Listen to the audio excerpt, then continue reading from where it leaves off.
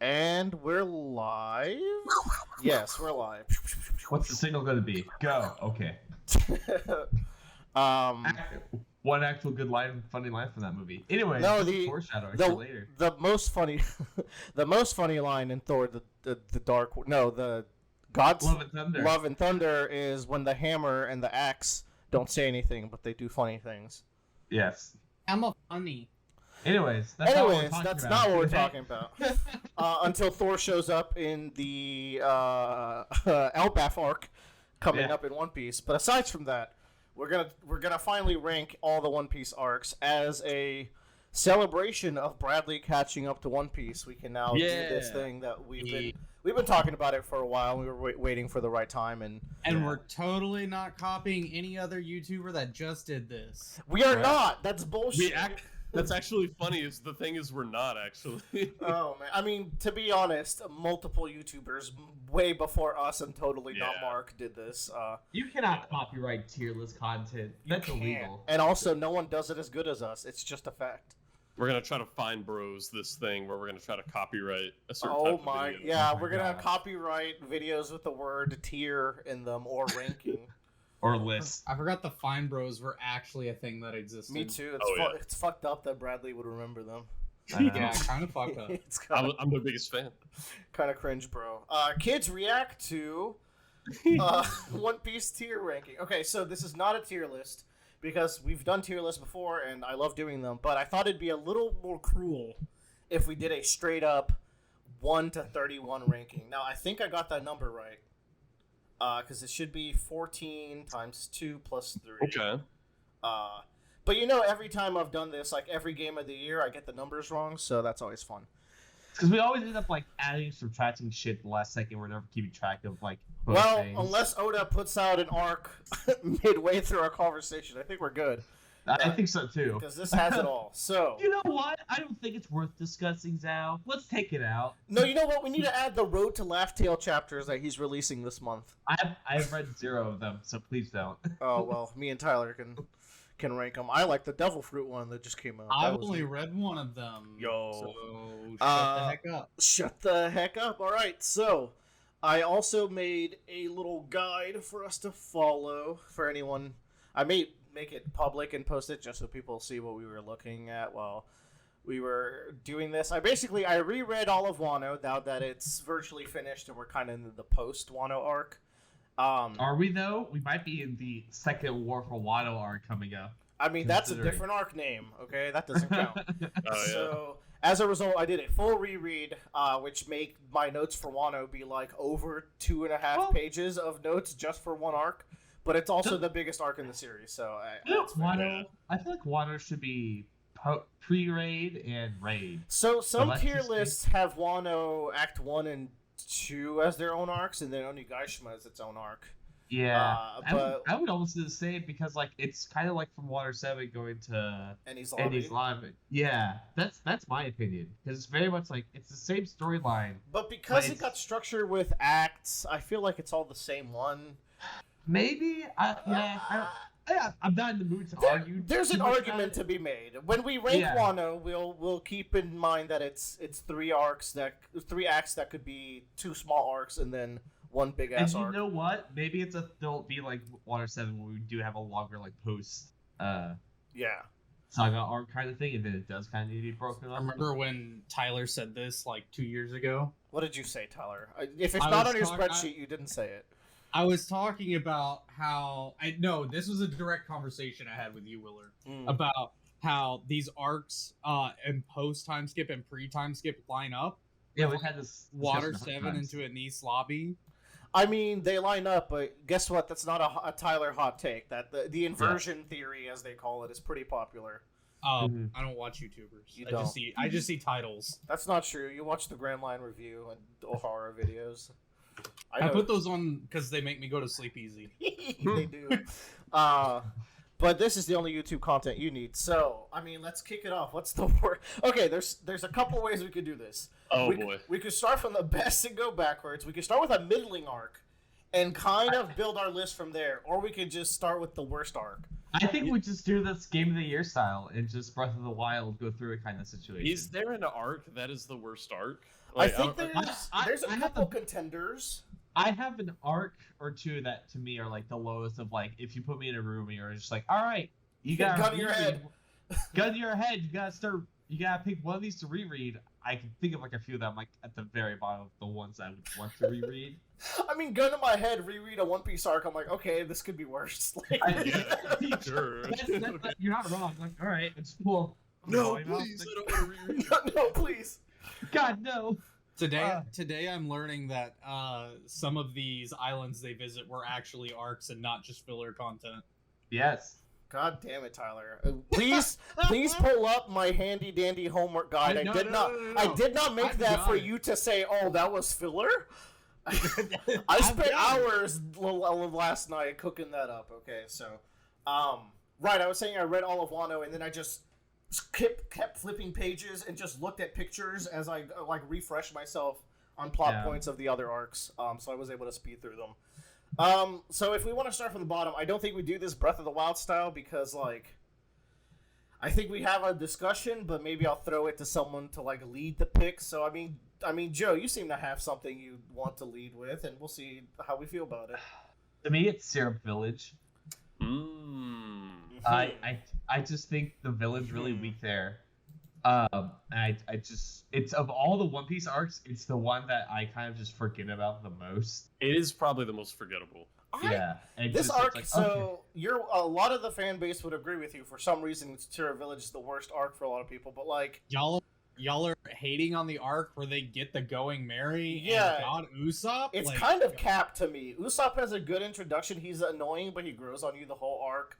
I like his dynamic with Kaya and Kuro, where like he's kind of calling him a dirty, no good pirate son, but Usopp tells lies to Kaya, and Kaya knows their lies, but it's about the story that they're telling. It's about the intent of the story as opposed to the fact that they're lies, and that kind of spreads to all of One Piece. I think there's stuff there. I'll agree with you that it's pretty low. I do have some I could throw in counter, and one of them would be what's it called? Reverse Mountain, I think, is a good contender. For a refresher, that's the Laboon arc. It is 5 chapters. It introduces Laboon, which is great, and then Luffy fights Laboon so that Laboon stops killing himself. And Crocus is really funny, but you have to suspend your disbelief a lot to, like, they go inside of a whale and it's completely well lit to where they think it's the outside world. I don't know how much blue you can paint in a whale to make it pretend like there's a light source in there. No, it's fucking weird. The answer is while he was underwater, he swallowed a jellyfish that floats really high up in his stomach, and it lights it up and makes it look like that. All right, link me the SBS or page that tells me that, and sure. It'll be in the next chapter's SBS. Yeah. There's a more damning part of Reverse Mountain than any of that, and it's Vivi's introduction is just awful. Like, when you look back on it, like, you can totally tell Oda made that shit up midway through. Oh, yeah. Like, I was just thinking about that. Like, that's right. Vivi was introduced there, and it was just kind of retcon that she wasn't a scumbag later. Like, she's infiltrated Baroque Works, but, like, you can tell it's messy, and, like, Oda's admitted that he didn't think Vivi was the princess originally, and it's like a rare, like, I can't think of anything else in the story where Oda had to pivot, and it was a bad, like, an awkward pivot. Now, Vivi's the GOAT, don't get me wrong. Yeah. But you gotta admit, like, she's introduced a little weird. So that's an option as the worst arc as well. I have another I could throw in there, but I don't know how we're feeling between those two. I think Reverse Mountain's a good pick. Also, because it's just so short. It's short. At least, like, there's themes. There's, like, a story told throughout Syrup Village. Like, hopefully no one's going to be in the comments threatening to kill us over... Thank you. Oh, I mean, people are going to get pretty mad at certain picks. I think we... All right. Next up, Dressrosa. Okay. I'm just kidding. All right. I think next would be Syrup Village, or here's another option. Amazon Lily is not the actually. Either, I think Whiskey Peak is maybe worse than all three of the ones we're talking about. Actually. Because if you'll remember, Whiskey Peak, they show up in a place. There's a bunch of bounty hunters working for Baroque Works there, and They get friendly, then Zoro wakes up and murders a bunch of townsfolk in a very cool sequence. That's probably the highlight of the arc, is just watching Zoro go ham. But, like, then Luffy fights Zoro and tries to kill him because a random townsperson told him that Zoro is the one who killed everyone, and, like... Which is not wrong. He's not wrong, but then he doesn't even let Zoro explain himself, so it just felt like a little fan servicey. Nami number 3 gets introduced, and what's her name? God, the lemon drop girl that has the heavy. Miss Valentine's Day.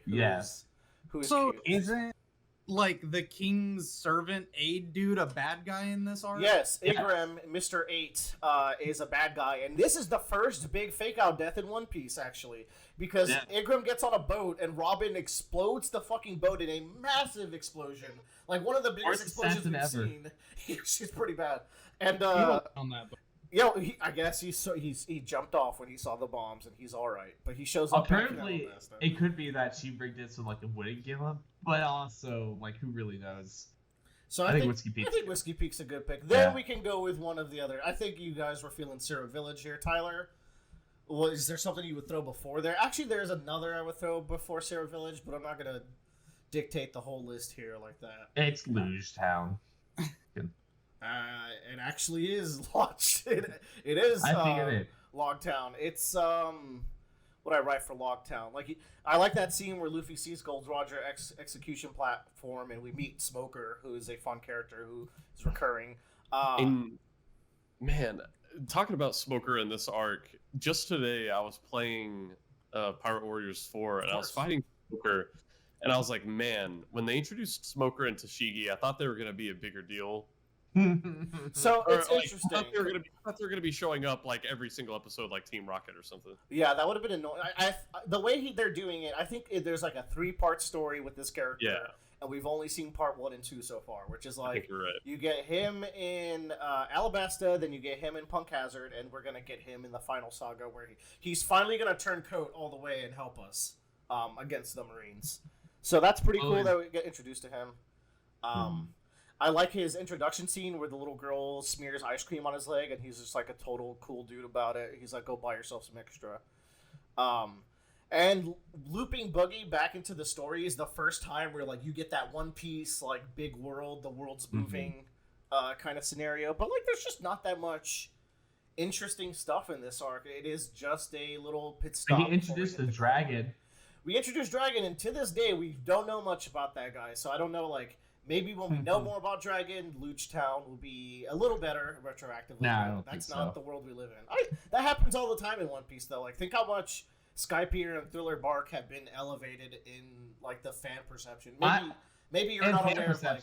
Yes, in fan perception, like, those have gone up over time with books like Wano. I know, but I also think that the fan perception is also just kind of dumb because they just can't read. Well, I mean, they were wrong to begin with, if that's what you're trying to say. Yes, absolutely. It was always a bad thing. Oda's a hack because he's not going to finish out the story of Wano and leave all these loose ends. Literally has tons of chapters left to write. God, that shit with them talking to school children had me laughing. Yeah. Okay, we can do Sarah Village now. That's cool. Fair. Yeah, there we go. Well, that rounds out our bottom 4, the worst arcs. These are Garbo. If you like these, you're bad. Yeah. No, there's no actual straight up bad arc in One Piece. That's the beauty. Goddamn Mary lovers. But now that puts us in a bit of a tougher spot. All right. Those foregone. Now, I got my candidates. Yeah. I want to see what Bradley thinks.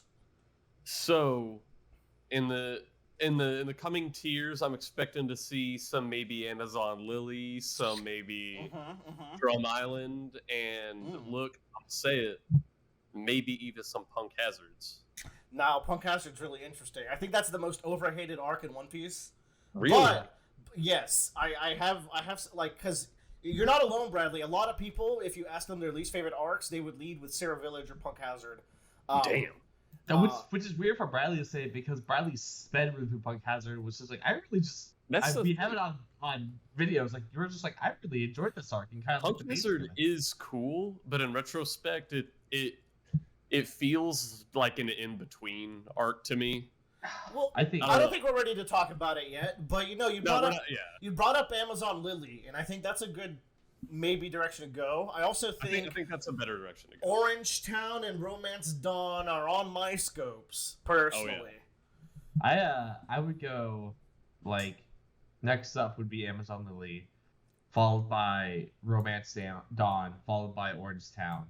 To me, I kind of like that order because Romance Dawn, like I think the highlight of that entire arc is just the opening chapter. Zoro's cool, but the Morgan arc is very shonen. Orange, I think Town is when we really get to see like fruit on fruit battles happening. Yeah. So I think that's a really cool like segment of it. We get introduced to Nami. We get introduced to the idea of like, of like the grander, like kind of like that peacemonger.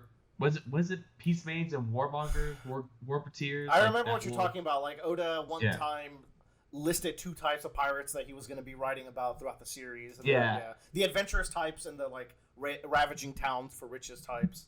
Yeah, it kind of you kind of get set up to like what makes Luffy a different pirate than these other pirates. I think that's really good, but it's also like it's just kind of old. my hot take and this is like a really hot take. You'll watch a YouTube series and everyone starts One Piece and they're like, "Wow, this is a great start." Bradley did the same thing. He's like, "Wow, this is a very like thematic, rich start." Yeah, I think the start of One Piece is kind of mid, kind of bad. I actually think it like sets itself up to not like really show the maturity that it's going to evolve into. I think it's very misleading as a start. I think the first chapter is great. I think the first chapter, the fact that it doesn't. I don't think it's anything special. I've read a lot of first chapters in manga, and I think it's great because it's like it doesn't fall into the show chapters like we're gonna have like a big battle. It's very much more about like, the spirit, willpower of like being an adventurer and going out there and kind of doing your thing. I feel it's very different than other shonen. I think it's thematically rich, but I don't know, man. Like, a lot of shonen first chapters, like JJK, Hunter x Hunter, they all have like My Hero have that first chapter that set you like the theme of the story very early, and I think that's what Romance Dawn does, but it doesn't necessarily do it super importantly. I think it sets Shanks to be like a really cool type of character that maybe at the time. I think there's a lot of Shanks nowadays, but I feel like maybe at the time there wasn't as many like Shanks-style characters when this came out. But Shanks was in like the top 10 of people's favorite characters, and he showed up for 1 chapter. I mean, for years. That motherfucker's still ranking too high. Yeah. I mean, he's cool though. He's like an enigma. He's doing shit with the Gorosei that we don't know about, but he's Shanks, dude. He's Shanks, dude. Now, Amazon Lily, what does that have going for it? It has. That was my question. Babes and snakes. It has babes and snakes, but it's the one solo Luffy arc in the series. Like truly, like unlike Impel Down, where he makes a crew in that arc, he is just Luffy on a mission. He doesn't know what that mission is, but like he's doing his thing. And I think there's moments in this that showed like what makes Luffy so special. I think one of them is the Snake Sisters tattoo being uncovered, and he like at the risk of losing the fight against them, he covers their tattoo so that their fellow pirates don't see that they were once slaves. I think that I mean, look, like pretending like hiding someone's shame and being a slave is such a Nika fucking move. Like I really like that in retrospect. You know what? Yeah. And it's also got cool thing like all the women giving Luffy a hand job. He gets like a cute little jacket for the arc where he's like, "Did y'all have to make it so girly?" I think Boa's a really fun character. So I would say it's above Romance Dawn because of like some of that stuff. But that's just me, y'all. Luffy getting his pee-pee touch. Luffy does get his pee-pee touch. He gets by tons of girls. They get a lot. I gotta hate on that. Y'all dropping this down here so low. The one thing that's like maybe a weakness is that it's quick and doesn't have huge highs, and the way that Boa's introduced like makes her seem so overpowered. And I'm gonna bring up every once in a while where Oda didn't quite think of the power ceiling or the implications of some of his powers when he introduces certain characters. And I think Boa is one of them where it's like, would like to know how. Well, I mean, she the way she's introduced, it's like everyone's attracted to me except for Luffy, therefore I can stone everybody. Well, there's the one guy, right. Momonga stabs himself in the hand, so I guess that's how they're like, if you can distract yourself from a boner, you're good. Yeah. What if she's just using Conqueror's hockey in a different form to attract their attention? Sure. I mean, you can make a YouTube video about that, and you know how the YouTube algorithm works.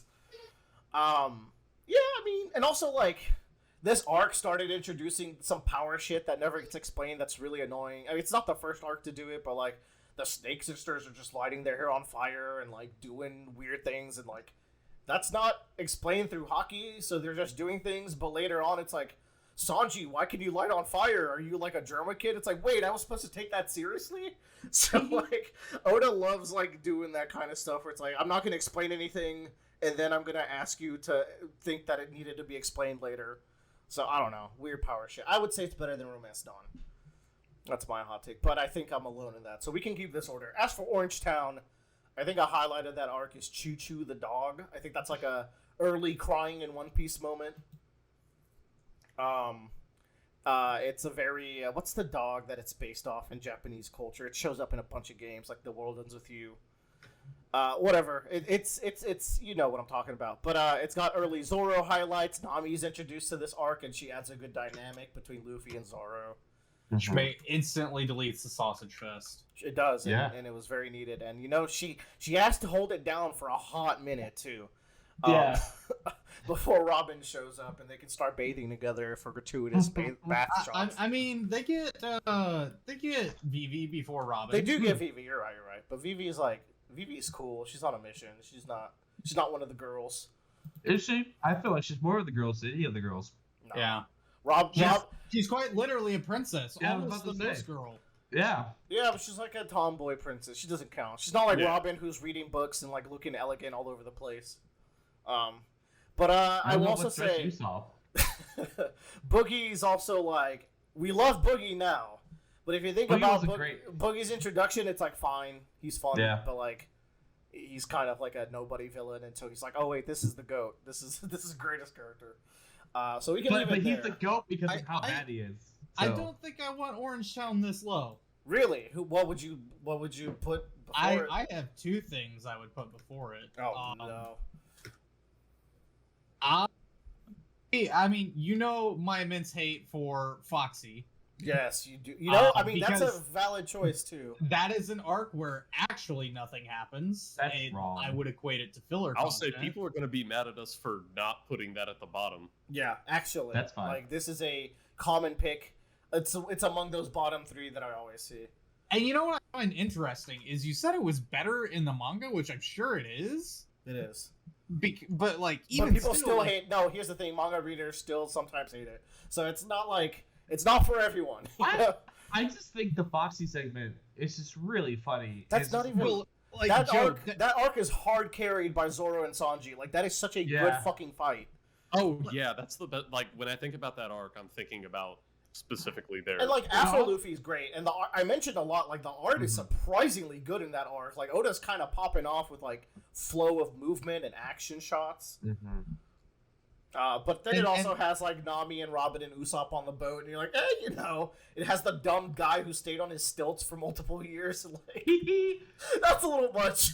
That's a little. But you know who else shows up? Aokiji, and that's pretty cool because that very quickly sets some like very high level stakes. Mhm. It's like when Mihawk shows up, and it's like, oh, this is a top tier character showing up way too early. And I we don't know guess how to deal that's with it. technically in that arc. It It is. is. It is. They haven't even 100% left the considered. island. Technically, I guess, since they're on the same island. No, it's technically called the Long Ring Long Land arc, but in this tier list we have here, it's called Foxy arc. So Because that other name's way too long. yeah, Here's a really controversial one. here we go. I don't like Water 7. Whoa. Oh, hey, okay, buddy. Yeah. It doesn't have to be this low, but I've got my eyes on it. I don't think it's going to be any low. If it's Any low. Now, like you could balance this out later, but trust me, the three of the other of us are gonna keep it pretty high. I'm pretty sure. yeah. I mean, Water 7's fucking. It's the golden child of One Piece. Yeah. Okay. Now, okay, we can do. If I'm okay with putting Foxy before Orange Town, I know Bradley has quite the affection for this arc, and I think Joe does too, and I like it. I really enjoyed it. Realistically, it's just probably going to end up in the bottom third because yeah. Yeah. this was One Piece, but you know. Here's the thing, like, I think people are too harsh on this arc. That's the real takeaway. Like, it's a fun arc. It's not that long. Let's see. Long Ring Long Land is 18 chapters. Like, come on. I using 18 also, chapters and squeezing in that god tier Sanji section also gives us and Zoro section. It gives us a little more time with Robin. Very important because she's about to be very important in the story after this. I think also like it's a good palate cleanser from Skypiea because that one's pretty long in comparison because you're on that island for like almost like the same amount of time as like Joe doesn't know. Joe doesn't know that there's actually a much better filler arc right after I know Skypiea. about G7. Everybody knows about G8. Or G8, whatever it's called.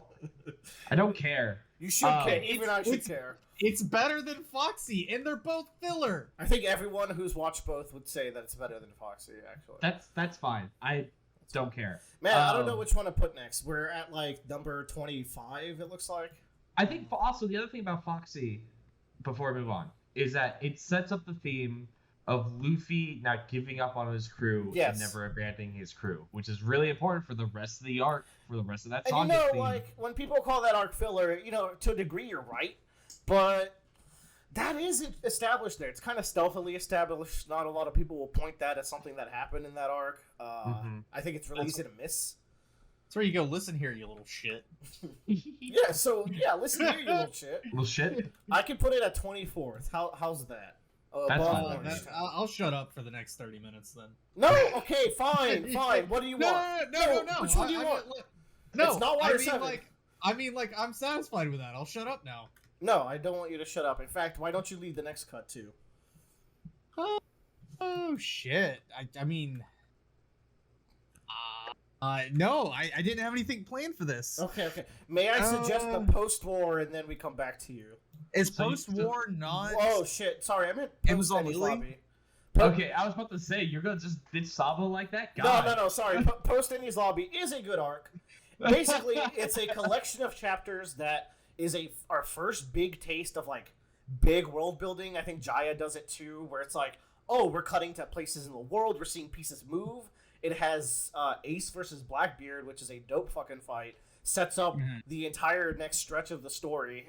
It sets has, up the rest of the story. In some ways, yeah. Like, it is a huge arc. What else? If I can find it, Enies Lobby, Post-Enies Lobby. It's got Frankie joining the crew. It's got Usopp. It's got Garp. It's got Kobe. Seeing Kobe again is great because, like, I feel like Oda has big plans for Kobe near the end of the story, so it's good to keep touching in on him every once in a while. Because, like, he's introduced in the first 5 chapters. So, like, you know he's got big plans for this kid. Aokiji shows up. For the OGs, he's introduced first episode. True. For the anime boys.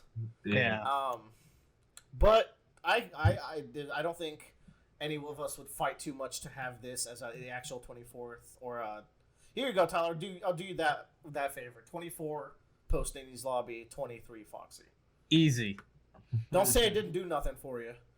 I thought you were gonna put Foxy before. I'm so confused at this point. Just you want Foxy lower, not the other way. No, Foxy's higher now. It's better for you. Wait, no, you hate Foxy. What am I doing? Yeah, I don't know. Why? That's why you're like, what the fuck? Yeah, don't say I didn't do nothing for you. You know what? An arc that's gotten too far. Return to Sabaody. Yeah. I actually think this arc is worse than some of the other arcs we have here.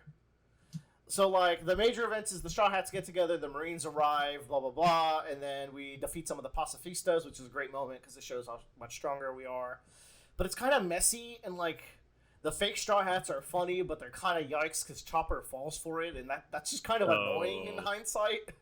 I think I remember at the moment, it was just like, really, Chopper? Like, your best friends in the world, you would get fooled? Right? It's been 2 years. He can't remember them. This is actually a problem with the entirety of the pre-time skip, actually, is that the distance of time they travel is so low compared to the time skip, which is like 3 to 4 times as long as they actually travel together.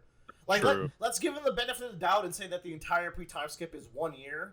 They were still further apart longer than that, but we're supposed to establish this, like, bond that's deeper than anything, which is makes sense for all the characters, but then Brooke is like, I was in the crew for 2 weeks. before I got separated, and then I trained 2 years to show back up. Oh my god, dude. I think it's a it's more of like Oda like. I think it's a shonen problem. The characters aren't aging. It just it is what it is. I think it's that. It's the fact that like how long was the manga going at that point when the time skip happened? I mean, it was well over a decade.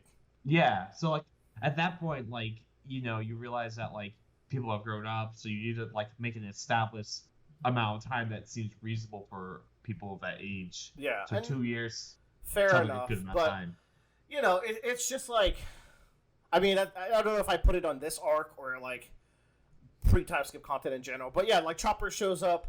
I think he should recognize what fucking Robin and Nami and Luffy look like, but okay. Yeah. He's also the youngest, but he's also a genius doctor. It just doesn't fly with me. He's not that dumb. Let me paint you a picture here, all right? Okay, paint me a picture, Tyler. All right. You've been reading One Piece since you're 7 years old. I have. It's been a decade or some amount of time. You know your characters. Oda knows his characters. There's a month break, so you think this might be the month you finally try to get laid? But not... I'm 7 here, Joe. Relax. Calm down there, Joe. I thought you said you started reading when you were 7, so if it's 10 years later... Okay, you're right. All right. I'm following you. Good picture. I mean, no, because One Piece started before you were 7. It didn't start when you were 7. I think we've lost the thread here. I know. Yeah. No, shut up. Don't interrupt me, Joe. It started in 1999. Yeah, so he started in... Okay, never mind. Shut up. Don't interrupt me. So, you've been with these characters for a while. You're caught up. And then they go on break. You get a single solo Luffy adventure. You know he's training. You know he's getting stronger. You get little flashbacks of everybody and like what they're doing a little bit. But then they're all coming back together. Luffy does some Matrix dodging. He does. He beats the shit out of everybody that was chasing him when he left. And it's like he's coming. It's the crew coming back. And like here's the thing. And I watched that Totally Not Mark video before you even posted, Tyler. And he said something very interesting. When he got to the time skip, he also took a break. So he simulated the break that I went through when I was reading this weekly, and Oda did his month break that we're currently in right now, actually. We're in the same amount of break as we're in a time skip. We're in the time skip break right now, more or less. And this one's going much easier because, like, there's just others, like, he's releasing other chapters. We got other stuff to do. Like, Totally Not Mark said he got this replication of what it was like to see all your friends again. And even reading this today, you get that sense where, like, the scenes where Chopper, like, runs into Nami and Usopp, and they're like, Chopper, you've gotten so big, and Chopper finds out that he's been a dumbass, or Frankie shows up and he's the biggest fucking goofy robot, and Robin just laughs and says, Frankie, you never change. Like, those are really good, sweet moments of them getting together. So, like, I could see an argument for something coming before this, but I'd have to hear what that would be. I agree that it's short. I haven't noticed, but the paneling here is like the worst in One Piece. Like, these pages look messy. They're like, Oda's trying to cram too much into them. I watch the superior. I look at the superior source material. The anime. That we get the music back. We get Big Frankie. We get Wide Robin. We get Wide Nami. Robin. Yeah. I wish Nami and Robin were wide. They're fucking stick people. Anywho, I mean, we could put it here, but what's another? I think Little Garden's another candidate for. That's what I was thinking. But it's hard because like Post-Enies, not Enies, but like Return to Sabaody, we get introduced to some characters that are kind of still potentially relevant, like Caribou. Yes. That is when we learn about him. That's true. I think he's more important in Fishman Island because he follows them there. Yeah. That sets up his importance. So I'd bring it down for that. I would say, Return to Sabaody, Little Garden, or It's mostly that Chopper fake Straw Hat shit, man. That really sours. Bradley, what do you think? What's going? What are we looking at? I think Little Garden might be below because I don't know. I still don't know how to pronounce this fucking arc. Oh god, Sabaody. I don't know. It introduced a lot of characters that are still really relevant. And dude, you know what? Little Garden just reminded me of. We still haven't been to Elbaf. We have not. Yeah. Damn. And you know what? I have a fear we may never go, and I think the fan base We might is going never to go. if we don't go, I picture Elbaf as a Usopp epilogue island where he spends his days learning from the giants. But man, I would love to, because no, it'd be fucked up because Oda created One Piece by watching Viking cartoons when he was a child. And we're not going to go to the Viking island? That just seems wrong, right? I don't know. We've Dude, had I don't know, two man. Prominent giants in the story. How similar is Oda to the character Usopp as he tells his stories? Oda is a coward. And becomes the hero of legend. Dude, a lot of people just died. I don't know what you're talking about. Yeah, but that was a very outlier arc we just had. It also had a dozen of fake deaths as well. So at the end of the day, I'm like, Little Garden, it's like, did we get introduced to any crazy characters? Did anything world-shaking happen? Did we have any crazy... We met the giant race. So here's what we have in Little Garden, right? Mm-hmm. The main villain's Mr. 3, so you can do with that what you will. But yeah. we got introduced oh my god, they're not Oingo and Boingo. What are they called? Oh god, Broggy and Dory, the giants. Yeah.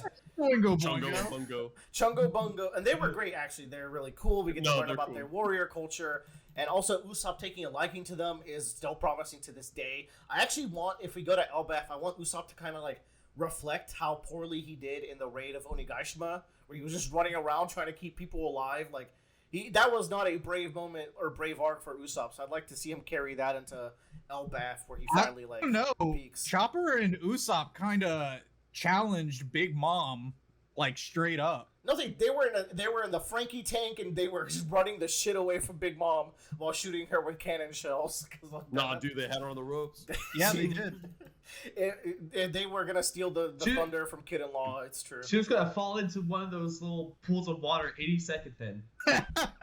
But so it introduces us to the giants. Got cool stuff. It's also got, I think, a memorable portion is the part where they're stuck in the candelabra, and Zoro's like, "If I'm gonna die, I'm gonna strike a pose." And then that fucking idiot tries to cut off his own legs. It's still the most unnecessarily hardcore shit I've ever seen in One Piece. But I like how also the fighting party in this arc is Luffy, Usopp, and Karoo. That's such a fun little main party to do the action. I'm laughing because with all the horrible opponents you have to face in One Piece, like the emperors and the warlords and stuff, the idea that Mr. 3 is the opponent that Zoro cut his legs off to beat. Such an early villain, that's the one I had to cut my legs off. That's fucking hilarious. Not Big Mom. Jesus, he fought Arlong. He's like, yeah, whatever. Mr. 3 though. So, give him the benefit of the doubt.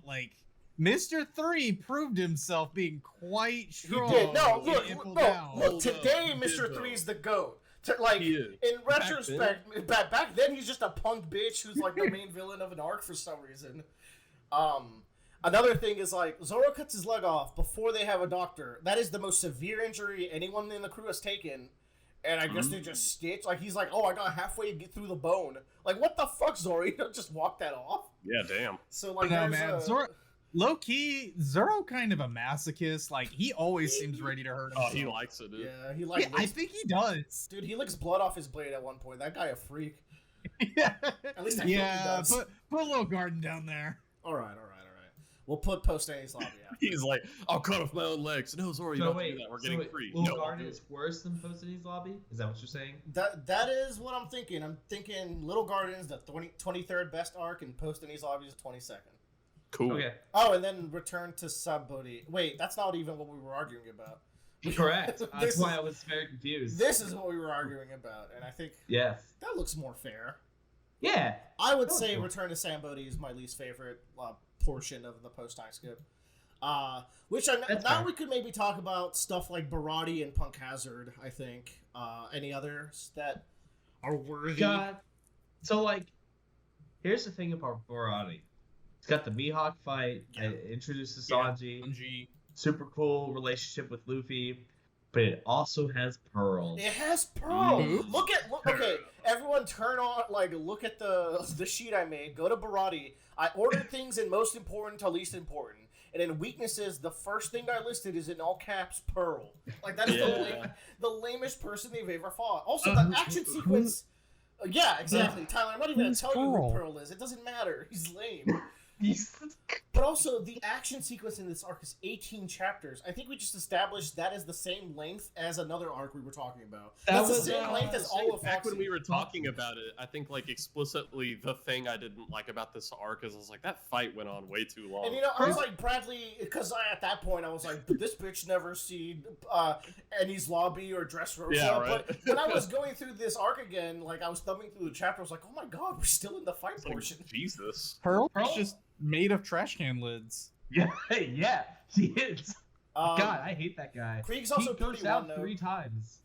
Yeah. And also, like, I noted, like, the damage Luffy takes here is a little unreasonable for this point of the story. I know, like, suspension of disbelief is a thing, but, like, there's later arcs where Luffy would be downed, at least for a portion of the arc, for the damage he took here. Like, No way. He got speared by a bunch of, like, poison darts, some of which could have hit his forehead, but he just got lucky. Like, Or poison plungers. I was about to say, like, they are poison darts in the real thing, right? Yeah. oh, wait, no, wait. Okay. Yes. Are they? I don't know. I think they're just darts. I think we're getting trolled by No, Four Kids right they're now. Wait. Oh my god, I don't know. you're getting got. Maybe Let they me- were normal I'm gonna darts in the double check. Hold original, on. and they were poison plungers and 4 Kids. They were They poison were plungers. poison for sure. plungers for sure in 4 Kids. I think they were just darts that pierced Luffy's entire like limbs. Let and me he's cool. Let me look at his abilities. Hold on. What does Weapons. Wano look like if 4 Kids created? Holy shit! How do you do? Like, how do you how get? do you, How do you get how do you past? explain Odin dying? Oh my! He's in cold Kool-Aid that's freezing his body. Yeah, No. they changed the boiling to a carbon freezing chamber kind of deal. That's It not wasn't- bad. They would. And after the arc is over, they just keep him frozen. Yeah. So how do you? Kind of like Nami's mother that's still in prison. Yeah, she's still there. How do you do like any of the shit with a samurai going hardcore and be like, yeah, let's fucking die? Like, they're so ready to die. Anywho, So I don't anyways, know. it's a needle machine gun. It's Yes. not even darts. It's just needles. It's yeah. So okay, it has Pearl. So we were talking about is Punk Hazard. So here's the thing about Punk Hazard, right? I think people are so harsh on this arc, but like this arc is the biggest setup arc in all of One Piece. Everything is so intentional, with the exception of maybe a few things early on. But like, think of how many plot threads started in this arc. Like all of Wano, so much of Whole Cake, stuff that we haven't even got to. When we get to Vegapunk, this arc is gonna get better even when we get to more Vegapunk stuff. Aside from Elbaf, we need to see fucking Vegapunk. Dude, No. soon. Like, I have half a mind to believe Vegapunk showing up in Post-Wano. Like after Green Bull shows up, Vegapunk is showing up and be like, yo, let me tell you what a devil fruit truly is to make sense of Luffy's new powers. I mean, it seems like a good time for it.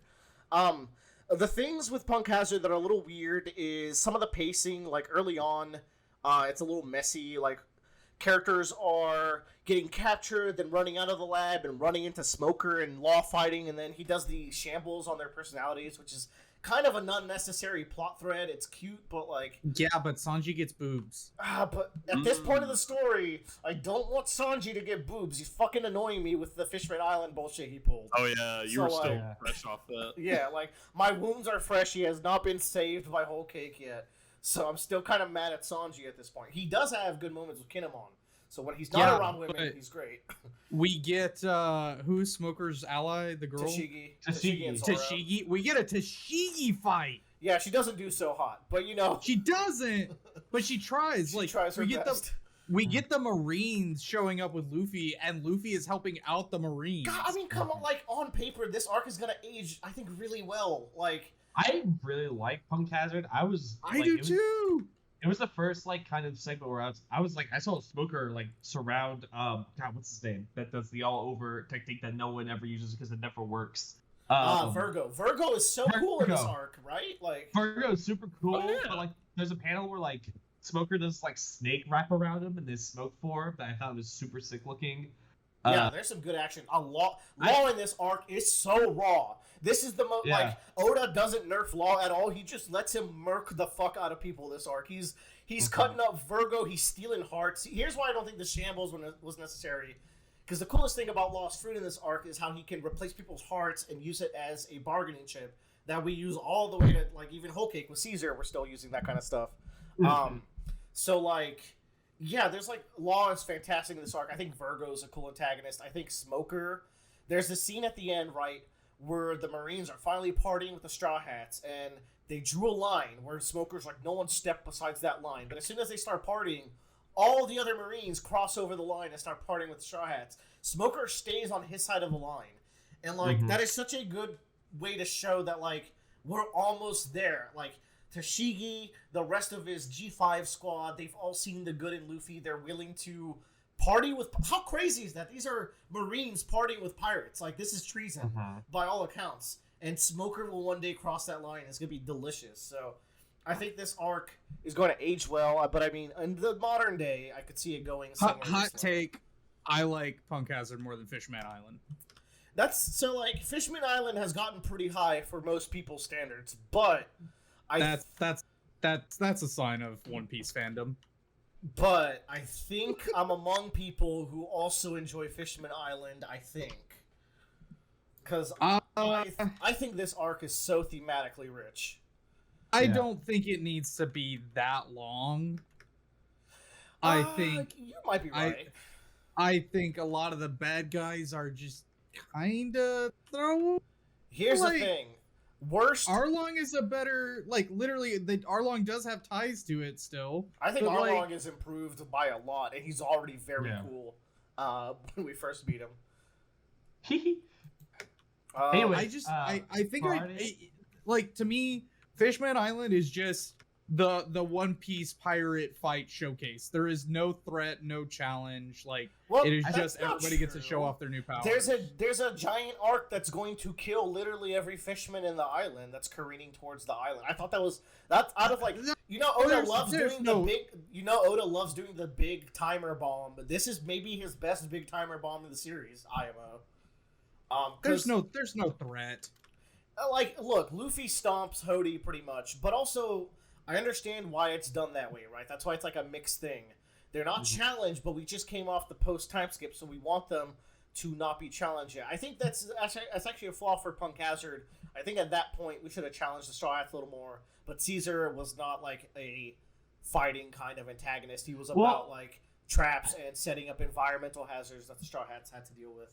I always saw like Fishman Island the beginning of like Game 2 in the One Piece video game series, where it's like you gotta have the first boss, and so like you can't just like destroy your heroes when they first come up. Tutorial boss Hody Jones.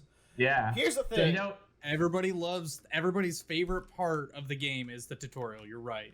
Look, Hody Jones is so underrated as a villain. We've gone over this in our One Piece. For some reason, by the way, our Fishman Island video is our like best individual One Piece talk video we've ever done. Bradley, which means it's the best arc and goes at the top of the list. They were probably waiting for us to shit on it. Yeah, Bradley, what did you talk about Fishman Island for a little bit? Why don't I? You know what?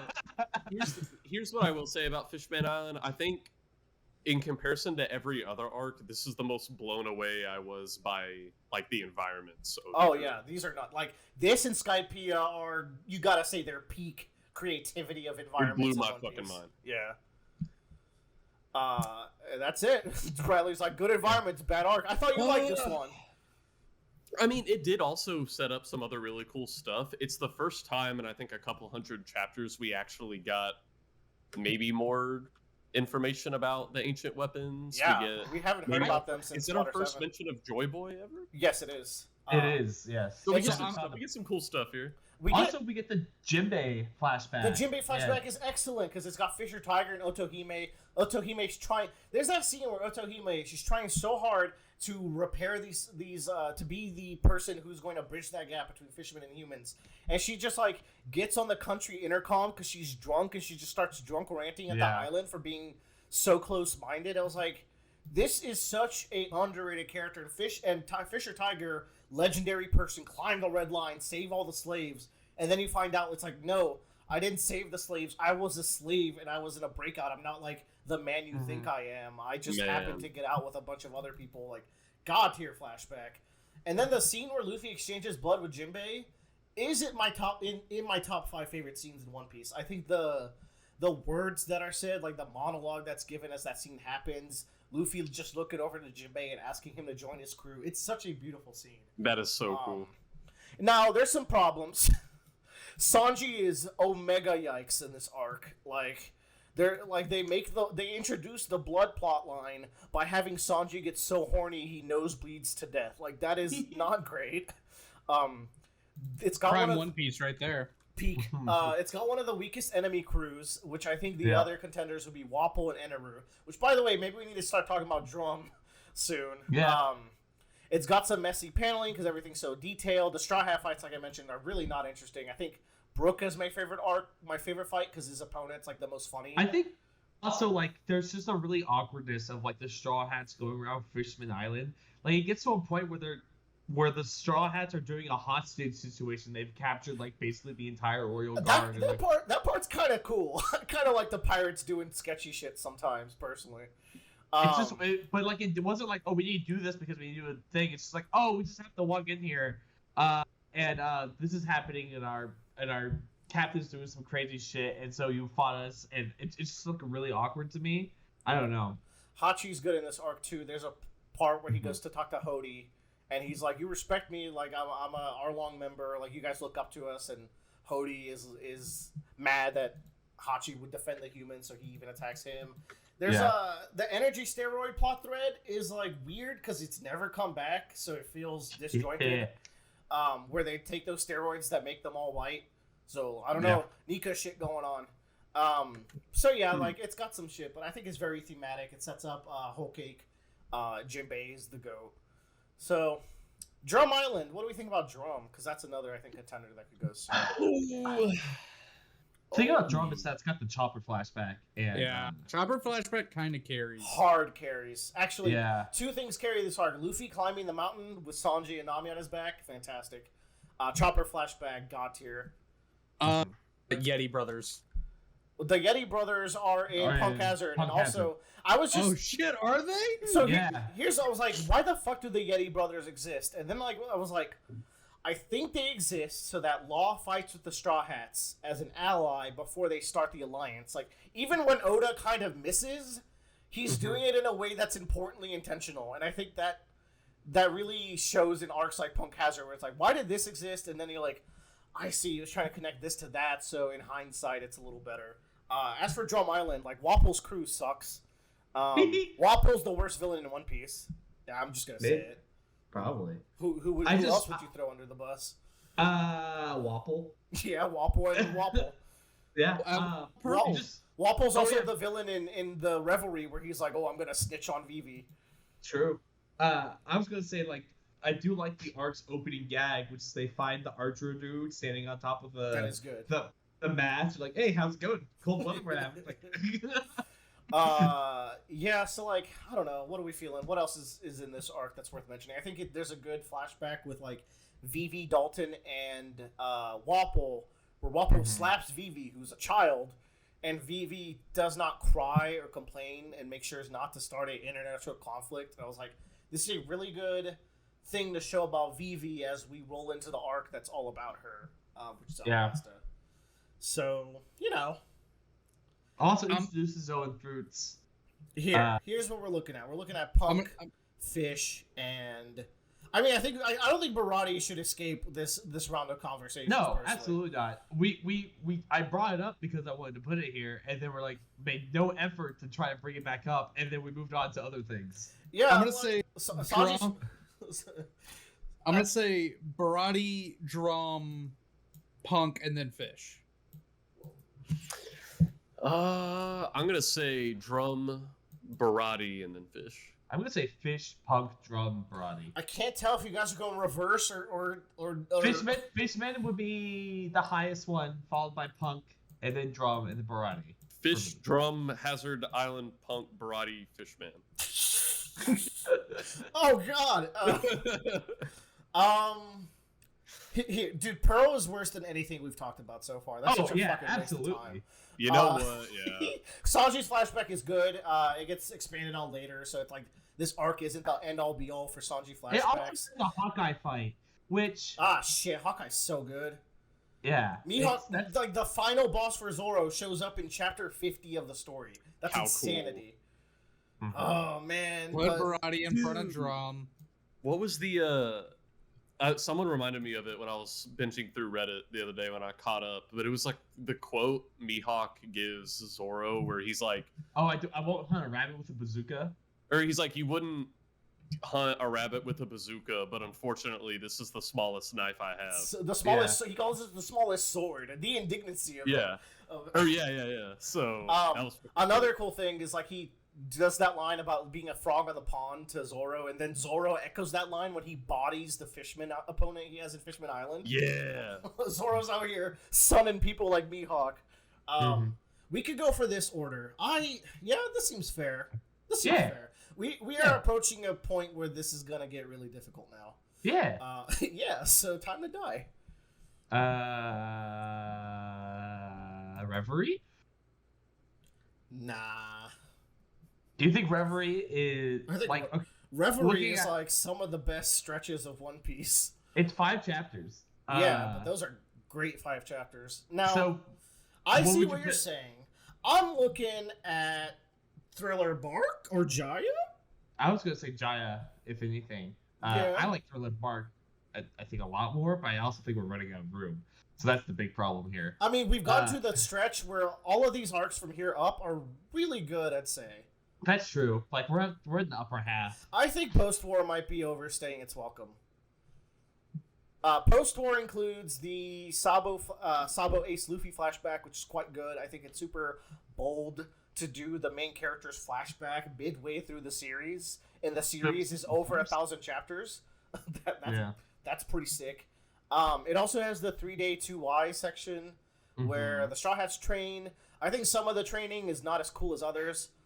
I also think this is where that complaint I had earlier where the pre-time skip was too short comes to a head, where like these characters, some of them that literally met Luffy a month ago, are like, sure, I'll train for 2 years and then meet up with y'all again. Like, Brooke when you say too short, you mean chronologically short, not like too short as in chapters. Oh no, it's the perfect length in chapters. It's just like Oda could have artificially inflated it by adding time in between each big island and just say they visited a bunch of random islands in between, and I think that'd be fine. Jinbei being there for Luffy at his lowest, I think, is really important because it makes Jinbei joining the crew already good because you already have that predetermined, preset relationship with him. Yeah, I think Post-War is a good spot just past Jaya. I'm thinking this order. Post-War being better than Fishman Island and Punk Hazard and even Drum seems kind of wrong to me in retrospect, but I don't think so. I think the thing is like it reinforces like Ace and Luffy's relationship. That's really important because like I think I used to say so. Bradley used to say like one time, Brad, we were doing that first half of the tier list, which one day we'll do that second half. But Bradley was like, I can't believe y'all don't like Ace as much as I do. I was like, well, you know, yada yada. I feel like Wano has made Ace better weirdly because of his shit with Tama and Yamato, because like. It's not much stuff that happens with Ace in Wano, but like that's the arc where Luffy becomes the man who he's meant to be, which is Joy Boy. Not the man he wants to be, but the man the world needs him to be.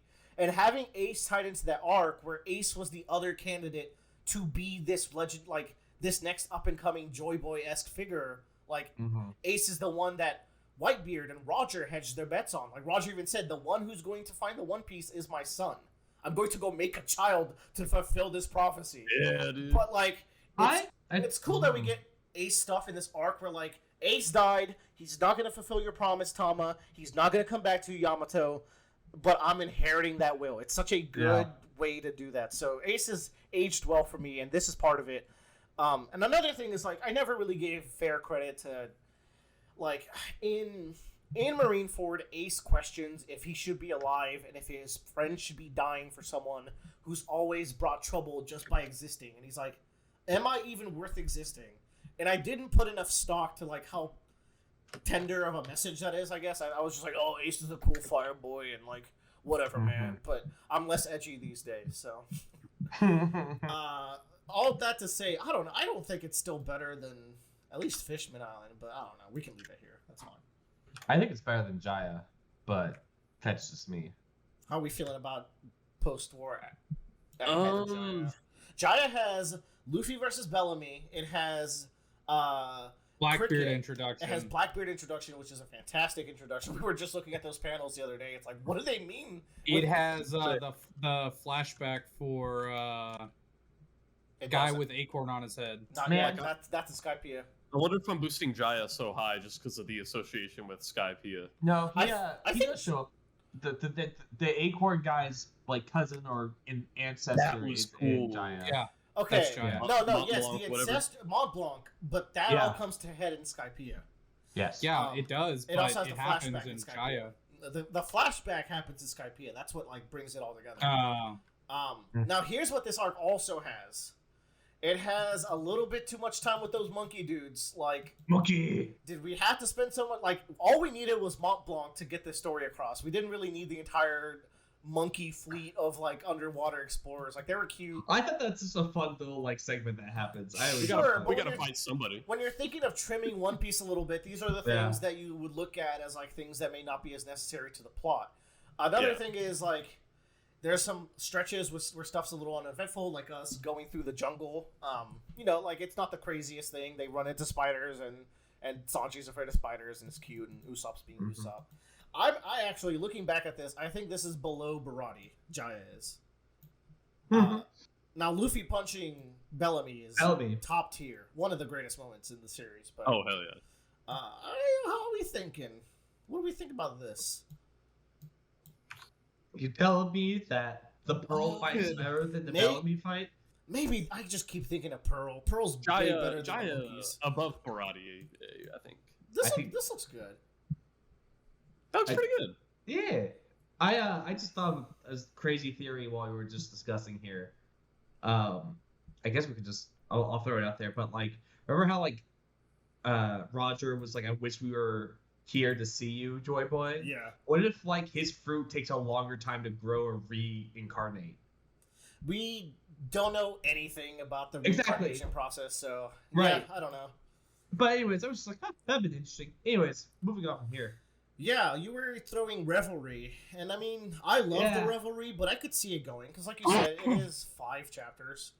It's really cool setting up the final segment of the story, Yeah. but like, other than just like putting in like, Oda's like, alright, I've kind of cut off a lot of like, you know, plot threads here at this point. I need to start laying some more now. That's really all that Reverie is to me, and it's But interesting.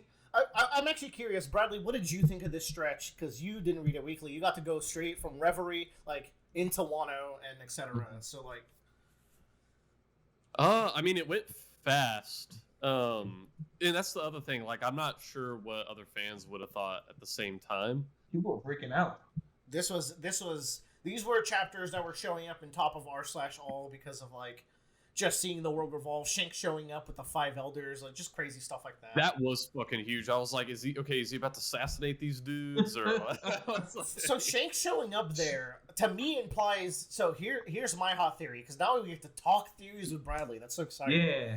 In the God Valley incident, Roger and Garp fought to protect the Celestial Dragons, right? I think that's stated correctly? Yes, it is. Why the fuck was Roger fighting to protect Celestial Dragons? It makes me think that with Boogie and Shanks being the exact age of the God Valley incident, that Shanks is a Celestial Dragon that Roger took under his care.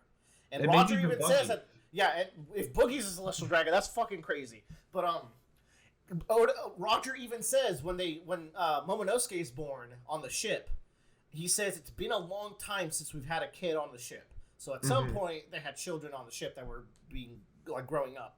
Was that Roger? I thought that was Whitebeard's crew. No, it was Roger, because Momonosuke was born on Roger's ship, and that's when that happens. Man, Momo's been some places, man. That kid.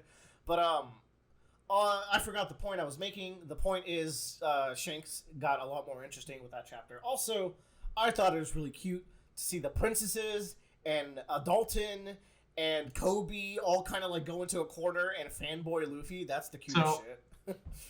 Real quick, Momonosuke was born on Whitebeard's ship. Really?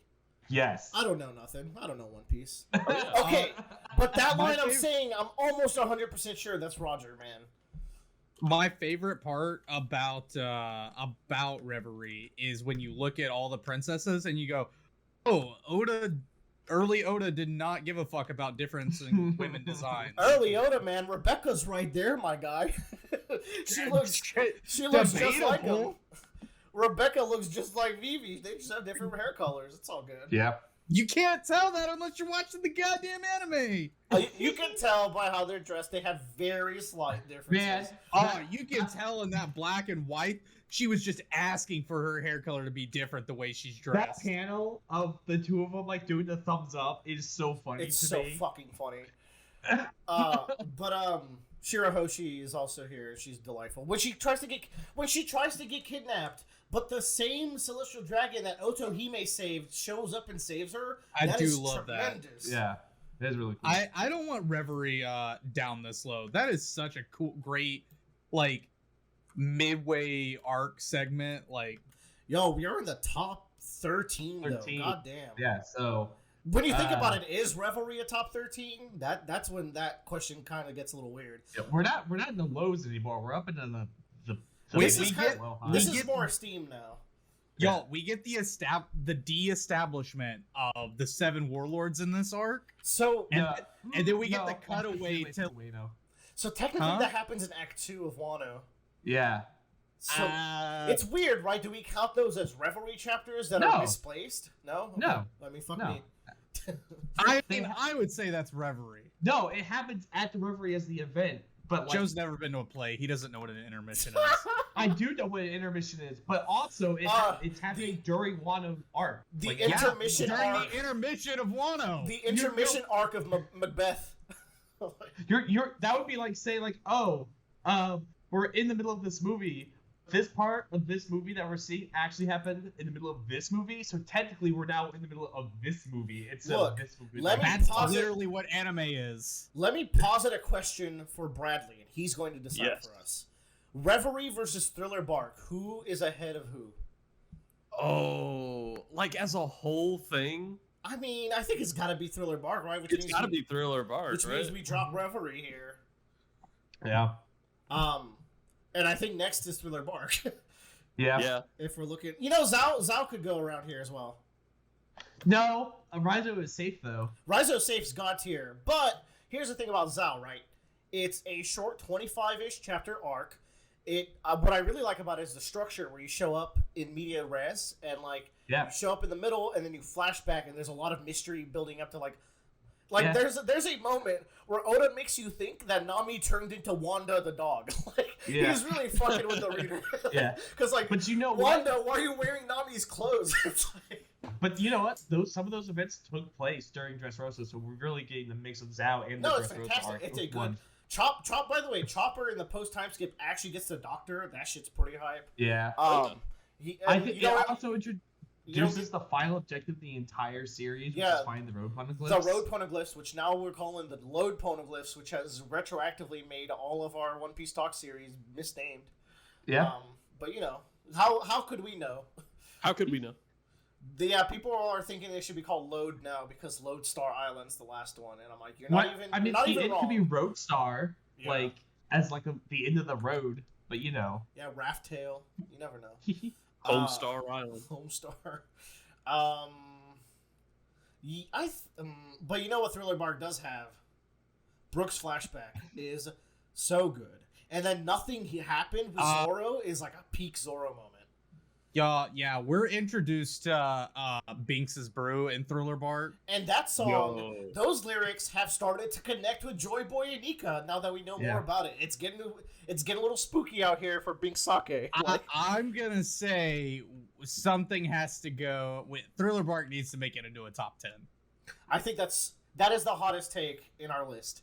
It really would be. People don't fuck with this arc like that. Yeah, but you know what? I don't disagree with Tyler. Yeah, no, me too. It's okay, Okay, for but people to be wrong. what's on the like, bottom of it's the list fine. right now? which one of those is not top 10? And I think that's a harder question.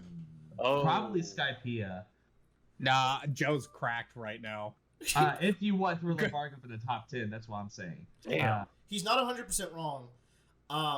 It's actually I don't know what to do at this point. I think Wait. we end the video here. I have one potentially. I don't think Sabaody is top 10. Bro, but come on, dude. The Straw Hats. My getting favorite annihilated? character dominates Sabaody. I don't think it's top 10. I Bro. rewatch that clip at least once a month of him kicking everybody in Kizaru the going face. ham. Yeah. He's just going ho and like teleporting everywhere and killing everybody. Dude, there's this great cut on YouTube where it's like if the anime didn't show how fast he was moving in between each attack, the clip is like everybody's down in like a minute and 30 seconds. Yeah. Oh, if anime dialogue wasn't a thing and Kizaru was actually just going light speed, they would also be turned into puree, but that's besides. Also, I think Kizaru can take over the world unless Imu has some crazy ass fruit ability. Look, man, old man Rayleigh. By the way, Rayleigh's introduced. I think he's a great mentor character for this latter half of the story. Anytime Luffy needs a good word of advice, he's got a good Rayleigh flashback in the back pocket. Yeah, You know? is that during Sabaody? No, but it's the introduction No, of the it's not. character. What I think is weird with this arc, if we want to talk about Sabaody, is that we team up with the slavers, and like, Luffy's gonna get canceled after after he saves a world. A decade's gonna pass, and they're gonna cancel him on Twitter because he teamed up with Duval. Yeah. He's like, that was a different time. You know what I'm saying? It's got peak Duval learned tension. his ways. Like this arc has real big boy stakes. The supernovas are introduced. What's cool about the supernovas, right, is that they were made up between 1 week. Oda made a chapter. His editor said, "Hey, we need something to spice up Sabaody," and he made 9 fire characters to add on to Luffy and Zoro to create a set of 11. And then the way he uses those characters is really interesting, where some of them are going to be allies, some of them are going to be minor antagonists, some of them are going to be major allies or antagonists. Like In those 9, did you count Rogue and Bonnie? Because Rogue is not a character. a rogue is playable for some reason in Pirate Warriors, and we just take that. Here's the Yeah. thing. What if a rogue is in Boogie's crew right now? Because, okay, how did Boogie rise to the power where his fleet is not very strong? Like, his strongest character was... He has Mr. 3. Yeah. True. I mean... Known antagonist from... like the prime antagonist of an arc, Little Garden. Yeah. No Zoro leg chopper. The greatest swordsman in the world almost ended his career because of Mr. 3. Mr. 3. It's just that way, you know. God, I don't know what to do anymore. Let's just end the video. We have All right. Bye, everybody. Bye, everybody.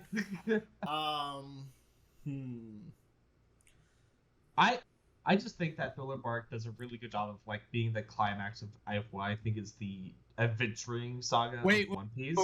Wait. Yeah. Y'all were missing something. This is easy. No. It's not easy. I'm not going to agree with what you're going to say. I know you're not. You specifically are not. Okay, say it. I'm gonna throw out another one. No, Arlong Park. say what. Not yet. Say what you were going to say. It was Arlong Park. Yeah. I don't know about that one. I don't know about that either. Why? Because it's. Other than it being just good, what does it create for the overarching story? Fishmen! Fishmen are so important. This is a story about racism and freeing slaves, and these are the fucking slaves. In fact, the best thing about Fishman Island is it made Arlong Park better. See, yes, that's the thing. Fishman Island made Arlong Park better. Arlong Park was not the best before but Tyler, Fishman Island. An arc retroactively getting better is part of this conversation. Like, that's what One Piece is about. Like, Thriller Bark would not be this high if, like, it didn't connect into stuff like Lola into Big Mom, Moria into Kaido, stuff with zombies. Ryuma's introduced in that arc. Like, that arc's got legs. Yeah, it's got legs on its own. It has nothing happened. Yeah, go. It also has kind of some nonsense, a little bit too many zombies. Remember, like, when Moria's like, "Rise, my zombie generals," and these zombies come up, like, I think one of them's Captain John's body, who is a character who was in Rocks, but then they just get kind of like bodied by the Straw Hats.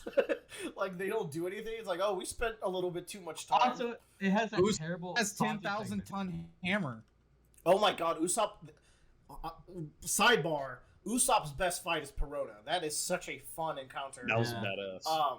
And the way he actually used Impact Dial, which gets promptly written out of the story after this arc, because Oda's like, shit, this is kind of narratively breaking. Like, say Luffy took a reject dial, absorbed like a Kaido Thunder Bagua, and then just killed Kaido with it. Like, that would be narratively breaking. Wow, that was easy. That was easy. So that's why we don't talk about dials anymore, which weighs heavily on Skypiea a little bit, because like dials were cool, but had to be sort of written out of the story, so that's not like very forth. To be fair, they only exist in the sky, so it's really easy for them to not exist. Okay, in other but like places. there should be a couple. Like, some of the enemies should have 3 dials in their crew. We have Yonko crews that have been everywhere. They should have dials. Yeah, Yonko only. Yeah, but they don't. Like, it's... Anyways, another thing that's kind of weird and for only one arc is shadow mechanics. Like, in the One Piece world, apparently your shadow has a soul, and that's what this arc establishes. Man. And I thought that was just applied to his fruit, but I forgot about that. But like, I think that's a universal thing if the fruit can do it, because like your shadow has a memory, it has a soul. I think also Thriller Bark gets better because of Whole Cake, because it's like a direct like opposite of Whole Cake's whole aesthetic. Yeah, definitely. And both tone and setting. So it's like I don't know. Like I really like Thriller Bark a lot, but it does have that Sanji segment. It also has a peak fight. So like I think Luffy has 3 great fights in the series, right? Like I would say Lucci, of course. I would say Kaido, and I would say Katakuri, right? Those are like the best Luffy fights. But arguably one of the best fights, period, is the Oars fight, where it's the whole crew fighting Oars, and then it's Nightmare Luffy versus Oars, and you're getting these peak combo attacks. You're getting Nightmare Luffy showing up and tossing Oars around. It's kind of reminiscent of what Gear 5 did to Kaido, where he's like literally grabbing him by the hair and spinning him around. Like, just very fun stuff. Also, that chapter is called like Warrior of Hope, and Nika is the Warrior of Liberation. So like there's some shit going on there. Who knows? It also introduces Oars. It's our first ancient giant Oni, which we still don't really know much about the ancient giants, but you know, he's there. It introduces us to Ryuma, who's like a legendary swordsman in Wano. It's actually like the first time we really hear about Wano, I think. So there's all sorts of cool things in Thriller Bark. So we're thinking Zoe definitely gets dropped at 12 then, right? Because I love Zoe, but I don't think I can argue it goes above any of the ones we're talking about. So I've given y'all 2 options. Y'all are very adamant against Arlong Park dropping. Does Alabasta get better posthumously? It actually doesn't, but it's very good. Yeah. It is. So is the introduction of Oda's biggest flaw, that nobody dies. The Will of good? P was introduced, followed and the subsequent Will of K that was introduced. But yeah, Pedro, Pagaya, and Pound. I can't believe Pound is alive. He had such a good death. Anyways, oh, no, wait, Pedro died. I said Pedro. Thank God. He's the one that broke the Will of P. For now. Wait until he Please. shows up and he and Caesar have to escape. Here's why Pedro's actually dead. Like, for Luffy to enter Gear 5 again, the last name he says to himself is Pedro. Like, that guy still lives in his mind. Yeah. It's like, this dude died so I could be here today. That's pretty badass. The anime recaps Pedro's death so much. It's so much more important than the manga makes it out to be. But I think also the anime is like maybe overselling it a little bit. Like, No, the anime really drives home the drama. Like, it makes you think. Like, I never for once thought that Kinemon was close to death in the manga. Really, like, I was like, oh yeah, he could die maybe. Bro, that chapter he gets stabbed in the stomach by Kaido. The fact that he lived through punk hazard bullshit is still one of the worst parts of Wano, because that guy looked. It was such a good death scene for Kinemon. Like, I mean, I posted that video, where it, like, we hadn't seen that bit. There's this part in the anime, Bradley. I don't know if you've watched that video I posted, but it shows, like, Luffy showing up late to the fight after the, samurai have been defeated. That's That's the cornerstone of Chapter 1000. It's in the manga. Yeah. Like, the climax of Chapter 1000 is Luffy walking past the Yonko and holding Kinemon in his arms and Kinemon crying because he wasn't able to beat Kaido. Like, it's in the manga and it's done well there. I think you're capping. I am, because I'm like, I feel these moments when I watch the anime and I don't when I read. The music hits. Yeah, I think that might be what it is for me. I got a weird ear. Just sad scene plays, start playing sad One Piece music, you'll be fine. Okay, we've made no progress in like I think 20 minutes. Fuck it. Thriller Bar goes. Alright. But Joe, Alabasta. damn, but Alabasta under Skypiea? It seems wrong. You're right. Let's go Skypiea, then Alabasta. Arlong Park under Alabasta also seems wrong to me. No, I think Alabasta after Skypiea, and then maybe Arlong Park. I'm thinking we start looking at Wano, Dressrosa, Arlong Park. This is not the order. I'm just throwing these in for contention. I mean, everything's in contention right now. Actually, I would go Skypiea as 10, Alabasta as 9, then Sabaody as 8, and then Arlong Park or Dressrosa as 7. Let's talk about it, right? Bradley, what do you think about Skypiea? That's the 10th best One Piece arc. So for me, I could see Skypiea at 9 or like 8 or 9. For me, 10 would be Dressrosa. Yeah, so Whoa. Bradley is a bit sour on Dressrosa, and here's the thing: you're like Dressrosa had too many characters. My brother in Christ, Wano has way more characters, and Yeah, but Wano was also just better You're not wrong. to account for it. I actually think these arcs are really comparable, but I also think Dressrosa is arguably like top 7. Here's what don't you like about Dressrosa? Let's start there. Wait. Are we done with saying that Thriller Bark is 11? Are you okay with that? No. What is 11? Skypiea's 11? I would rather say Alabasta. Oh my god, this is getting heated. Okay, you know, oh man, but Tyler, when Luffy finally beats Crocodile, it feels so fucking good. Don't forget we have a unknown what's it called that I always bring back you up? shut the fuck up about this poneglyph. You're not allowed to talk about this poneglyph anymore. Yeah. It doesn't exist. You're having a fever dream. There's an anime-only poneglyph that Tyler won't shut the fuck up about. Why would they make it only an anime? I don't know. The anime doesn't count. It's bad. God. But Tyler, the goodbye to Vivi is another top 5 contender scene where they're holding their arms up in the air. That, like, people to this day get that X tattoo to show their love for One Piece. And I think that's actually... Yes! That's when the most... One Piece finishes, we will all get it as well. I think that's the most tasteful, like, tattoo you could get for One Piece is that X, because it's nice, it's subtle, but anyone who knows this is going to be like, my fucking brother. They're going to handshake you. I don't know, man. There's not that much bad in Alabasta, but you know what I will say? I did write some weaknesses for it. Pell's death is one. We love Mr. 2, right? But we do? The way we don't love Mr. 2? What the fuck? This is news to me. Okay. You better watch your mouth, boy. Yeah. We love Mr. 2, but the way he's introduced isn't really conducive to him being the bro that we know today. It's kind of weird. I mean, this guy, no, Mr. they 2, immediately get along with him before he announces he's Mr. 2. Tyler, he's inciting a revolution that's going to kill thousands. It's a little sketch. Wait, you're not talking about Bon Clay, right? I am talking about Bon Clay. Not only is Bon Clay working for Mr. Zero, he impersonates Cobra and starts the rebellion. It's really evil.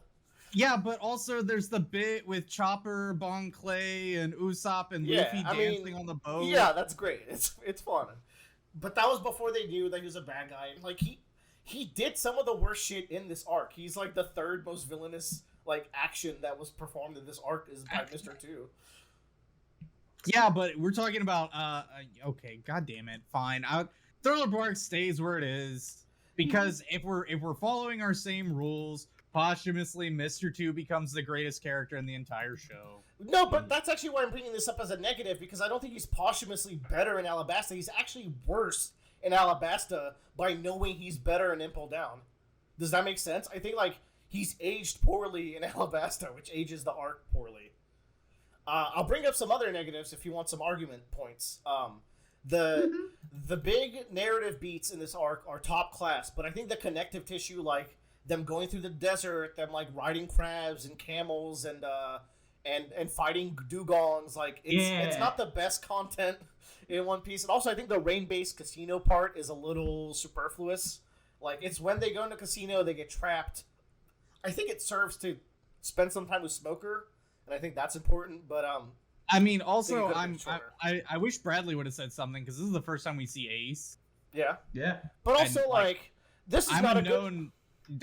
Ace is not a character to me. Like, I barely acknowledge his existence in the One Piece show. Like, You literally bring him up every single fucking yeah, video. but that's just He- because He lives in your head fucking rent-free, you coward. He's winning the that's war. literally just to aggravate y'all now. Whatever, man. Ace, That was a good 2-year-long gag. it's over now, the gags. Do you genuinely think, to this day, Ace is not, like, a solid character, at least? Come on, No, man. he is. I just don't care. Hmm. Like, he's great. I just feel nothing. Known Kinemon lover over here. Do you know how many... Oh, absolutely. Look, I love Kinemon too, but people would think you're crazy for being like a huge Kinemon stan, but thinking Ace is hardly a character. I mean, Why can't it's there a be two rational kings? my life They're for both Kinemon. great. They're both our fire boys. They're fine. Come on now. Yeah, they're just one's a different flavored Fireboy. That's it. Uh, I no, I'm fine. Like, I retract. You know, the Skypiea. That's probably like it's like the biggest first arc we get with the One Piece crew all together. Alabasta. Yeah, Unless you think like the crew starts at Robin. I mean, I don't. Yeah, I feel like Alabasta has those crew dynamics. It's got good tension. Luffy loses to Crocodile multiple times. It's his first warlord. It's the first time Luffy has to really overcome a huge threat. Yeah, I'm fine. I retract. No. Okay, I'm with talking about Roller Bucket Alabasta because it's also in the cutting block alongside Skypiea. So it's also got Vivi and Koza's relationship is really good. I don't think Alabasta holds a candle to Skypiea in the long run. That everything we've talked about, Skypiea, I think, supersedes Alabasta. Tyler, Skypiea does have the ball guy who is almost Pearl I'm level. well aware of the ball guy. Okay, I just want you to know that the ball guy is there. I'm not even looking at your list. I know about the ball guy. All right, I'm just saying. But here's something Alabasta has. All the fights are really fucking good. It has Nami's best fight to this day is in Alabasta. Zoro's fight is brutal and among his best. I think it's between that and like King. One of his best fights. The first Luffy will become Pirate King moment comes out of Usopp in this arc, so that's a great moment. Now, when I was making some of these negatives, I was like, I'm gonna pretend like I'm a Wano liner and make the same complaints that people made about back then. So here's a complaint that people make about Wano that you could take that same energy and put it in retroactive arcs, because people like to pretend like the pre-time skip's perfect, and I'm like, this is my favorite. Bitch, please. So with Arlong Park, we're trying to set up the Fishmen as the scariest beasts. An injured Zoro shows up, off-screens the entirety of the people in Arlong Park, and then Arlong shows up and he's like, what the hell, man? Where are all my dudes? So, like, wow, way to undercut the tension. And then you have Alabasta with, what was it?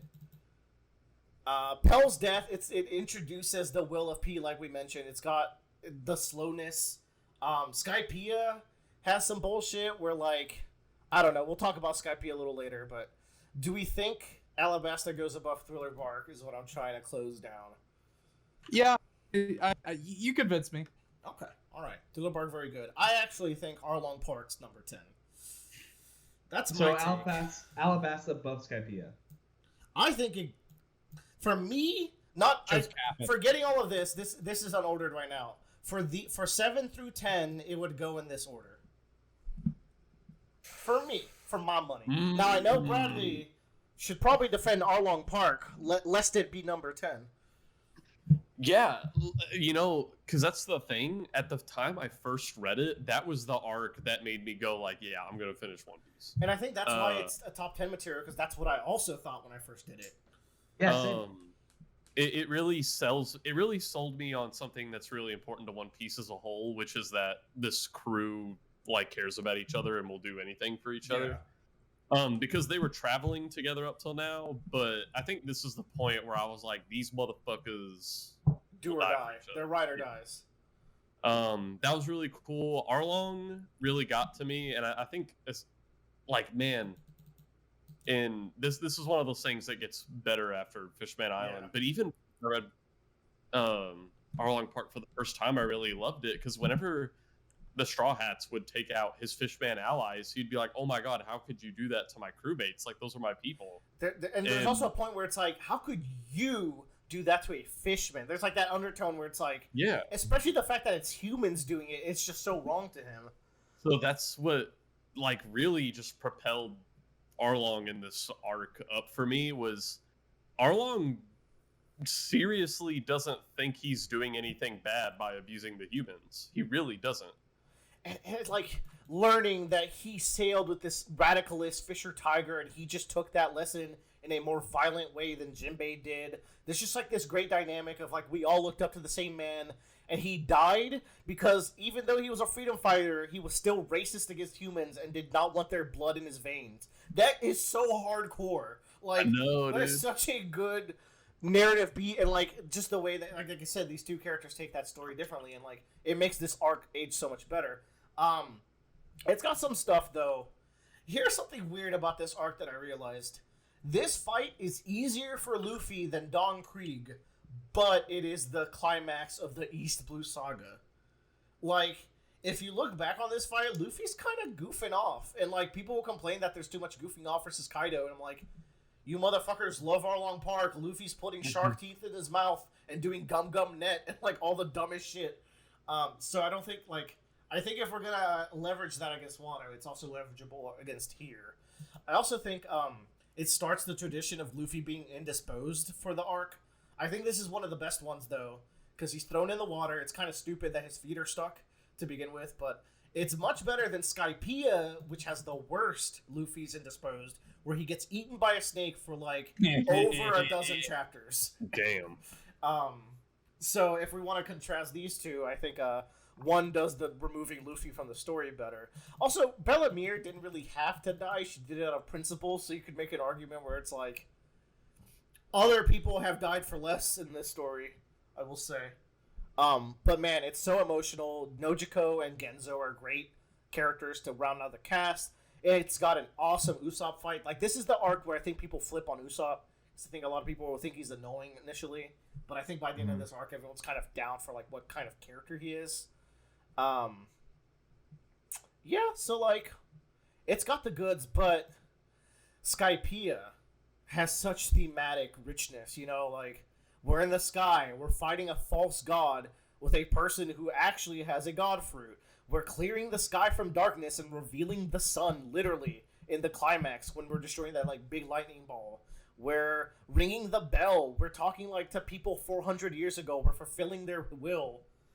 Not only 400 years ago. 800 years ago, because, like, it definitely... This arc also definitely ties into Void Century shit. So we also get our first words from Roger. Yeah. I mean, aside from the first words of the series, which is words from Roger. I mean, our crew does. Yes. The Poneglyph is here. Robin gets a fight. This is extremely rare, as we will come to find out. It happens literally twice, where she gets like a focused Robin fight. It's got her doing archaeology. Nami and Robin both do their roles here. They don't have a lot of feats as navigators and archaeologists, but this is definitely one of the arcs. Nami also has to sail up the knock-up stream, which I think is a pretty cool like job feat for her. So it's really tough between these three. I think they all have ups and downs that balance each other out. I like Skypiea because Eneru, he's cool. Man, Gum Gum, what is it? Gold Bell? Yeah. Is it just Gum Gum Bell? It's Golden Rifle is the final attack. Golden Rifle, that shit was cool. The flashback is great. I'm really trying to decide because Alabasta gets like Alabasta gets those points where it's like the wow factor of like, oh my god. this Luffy is what beat One him. Piece. It's also like this is what One Piece can be, and yeah, Luffy's making progress. And like back then, Luffy beating a warlord was like holy fucking shit. So I don't know. I think here's my order I would put it. I think I would do. Damn, fuck this. I think I would do like Alabasta. No, Is this I left think or I would- right? this is right to left. Okay. Right to left. I think I would do maybe. Man, do y'all? I hate this. Here's the thing. I can settle for Arlong Park at 9. But then you guys have to decide between Alabasta and Skypiea. What about Arlong Park at 10, then Alabasta, then Skypiea? We need one more. Do I have any takers? Works for me. We need. Yeah. I'll take that. Yeah. But we're also missing one from that row. Well, we were just discussing Oh, these shit. three. Yeah, okay. Let's do Dressrosa there then. Right? Because Bradley. No. Bradley. No. Here's the thing. Stab Bradley before he puts Dressrosa any lower. I do want to And hear Oh. Bradley's arguments against Dressrosa because I'm gonna show my cards right. Before I did my Wano reread, the main reason where I was like I need to read Wano is because I felt very similar to how I did with Dressrosa, where it's like it's got really good highs, but I need to reevaluate some of these lows. And it came out where like they're kind of neck and neck for me, man. Like they both kind of like hit some of those narrative highs. It's kind of weird because Wano has action hype. It is the action arc. But Dressrosa has way more emotional depth. And I feel like that's what was missing from Wano, a lot of it. Like, picture a Wano with 5 or 7 samurai that you got to latch onto. That is immediately quite a bit better because I think the scabbards spread themselves too thin. And, like, oh, you're going to care for 9 characters, but, like, it's kind of hard when there's already 50 characters in the arc, and you want me to care about these 9, and they have to share kind of their spotlight. So, like, Kinemon comes out in the rest, and I think, like, Kiku and Ashura Doji are up there, but then the rest after that kind of get a little muddy, you know what I'm saying? You might disagree. You might be like, what are you talking about? Cat Viper is the best. So, I don't know. Some guys, we got the #1 Cat Viper fan out there somewhere. Look, Cat Viper is cool. Don't get me wrong. He is cool. I He's love got a song. the Cat Viper song. He's got a song. Dogstorm could never. That's why he's below. Shit, man. Well, yeah. Let's talk about Dressrosa, right? Unfortunately, I didn't get to do my strengths and weaknesses for this, but we read this not too long ago, so it's fresh in my mind. it's fresh in my mind as well. I just did a Yes. rewatch. It's much At better least- on a rewatch, right, Tyler? Like we could just say that right off the bat. Yeah, like y'all are fucking high as shit. Like Dressrosa's great. Like you're talking about no emotional shit. I'm like literally we do have. It's not like you're talking about Wano being the action. I'm like Wano has way more emotion than Dressrosa does. What the And here's fuck the are you thing. talking about? No, I'm go ahead. talking about the Sorry. longer build up and burn. Here's Okay, the go thing, ahead. and I still consider Dressrosa a top 5. Like, you gotta realize, even the thing we have at the very bottom of this entire Oh, of tier course. list made me cry. Yeah, Reverse Mountain's still pretty fun. Like, I'm not saying anything here is bad. Dressrosa, mostly, I think I was dissatisfied because I was just asking myself, like, where the fuck are the Straw Hats? And obviously we know the answer to that, but I don't know. The Straw Hats were split up for 2 years, and you know, we got like some shorter arcs where, well, I guess not shorter. They're Fishman's not both really a shorter Fishman arc, Island but and Punk Hazard are both about 4 volumes, so we got about 8 volumes of Straw Hat Adventures before we split. I suppose I was disappointed that they got split up again so quickly after they got back together, and then having so many other characters who aren't them in the mix right after they get split up again. But- as I was just like, I want to read Straw Hat manga. But that's a problem that I think you could echo with Wano though, because the Straw Hats have to share so much spotlight with They share a lot of screen time. with everyone. Like, because here's the thing with Dressrosa, right? When I first read it, I actually stopped reading One Piece once Dressrosa was over, which is why the following 2 arcs are gonna rank a little higher for me, because reading those in a binge were extraordinary for me. Because to put in perspective, since Enies Lobby, I have been reading One Piece weekly. think how many years I was reading One Piece weekly, and then like Dressrosa comes around, and I'm like, okay, I have been reading One Piece weekly for like a decade. That arc was really long. I need to take a break. So like, it was a story fatigue. I think it could have been any arc. It could have been like, say, Enies Lobby somehow happens after I've been reading weekly for 10 years. I'd be even tired of that a little bit. So I wasn't in the right state of mind, maybe. But also, like, why the fuck are there so many Coliseum fighters? I really didn't like that. I thought the whole Coliseum part was pretty bad.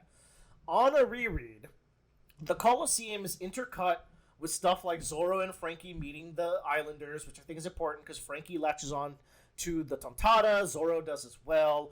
Usopp, like, Sanji's meeting Princess Viola. So, like, they're all meeting important characters that are going to carry the story forward.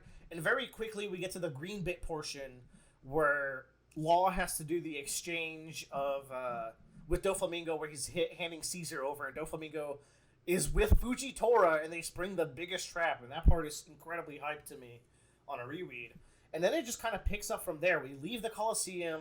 Sure, there's all the Coliseum fighters, but in retrospect, those are also all Grand Fleet members. So like, yeah, I really my attachment to fucking Dressrosa. Yes, words. My attachment to Dressrosa comes a lot from the world building that the Grand Fleet is doing. Yeah. I hope Oda does something with it. Of course, they're 100% showing up for the final war. Oh yeah. So that's. I mean, we also got to see some of the Grand Fleet during Reverie. You know. Yeah, exactly. Some of them are now with kingdoms and princesses and stuff. Like, it's so just, like it's a very good like. It was a really ambitious arc, but I think the end result is a net gain for the overall story of One Piece. We also get God Usopp. So that's another thing, right? Oh my god. God Usopp is such a good moment. And his snipe against Sugar is insanity. He does it from across all of... And then, like, you're playing Pirate Warriors, and you're playing, like, a smaller, but, like, still in sort of in scale version of Dressrosa, and you can look like... Usopp shot her from there, and it's like off screen, all the way to the top of like the mountain where you climb the Dressrosa map. Like it's just really cool to think of the space in which he pulled off that feat. I also think it's got like Zoro has a very non-Zoro style fight where he's like, I'm just gonna go solo this huge threat and have to like divide and conquer him, and it's just like. Zoro usually just brute forces stuff. Hype as fuck. I think it's pretty cool as he's like slicing him down piece by piece to get to the final point. I think Frankie's incredible this arc. I think a lot of people underrate Frankie's character moments in this arc Frankie's so fucking hard boiled. He's so hard boiled. Senor Pink's flashback. Why does it exist? Doesn't need to exist, but I love it. And this is where the emotional stuff comes in, Tyler. I think Kairos and Rebecca and Law's backstories are much more emotionally impactful than anything in Wano. You're not wrong. I was a little ahead of the gun. They do a lot of emotional stuff in. And I've been reflecting why that might be, and I think a reason is like so. Momonosuke is the emotional weight, right? But then you have the scabbards and Odin. But the thing is, the scabbards are warriors ready to die. They're not helpless people like everyone we've met throughout the story. So I think that's why you don't feel as bad for them. But also, like, there's 9 of them. Like, that is downright maybe a straight up mistake. There were 9 of them. Yeah, well, now there's...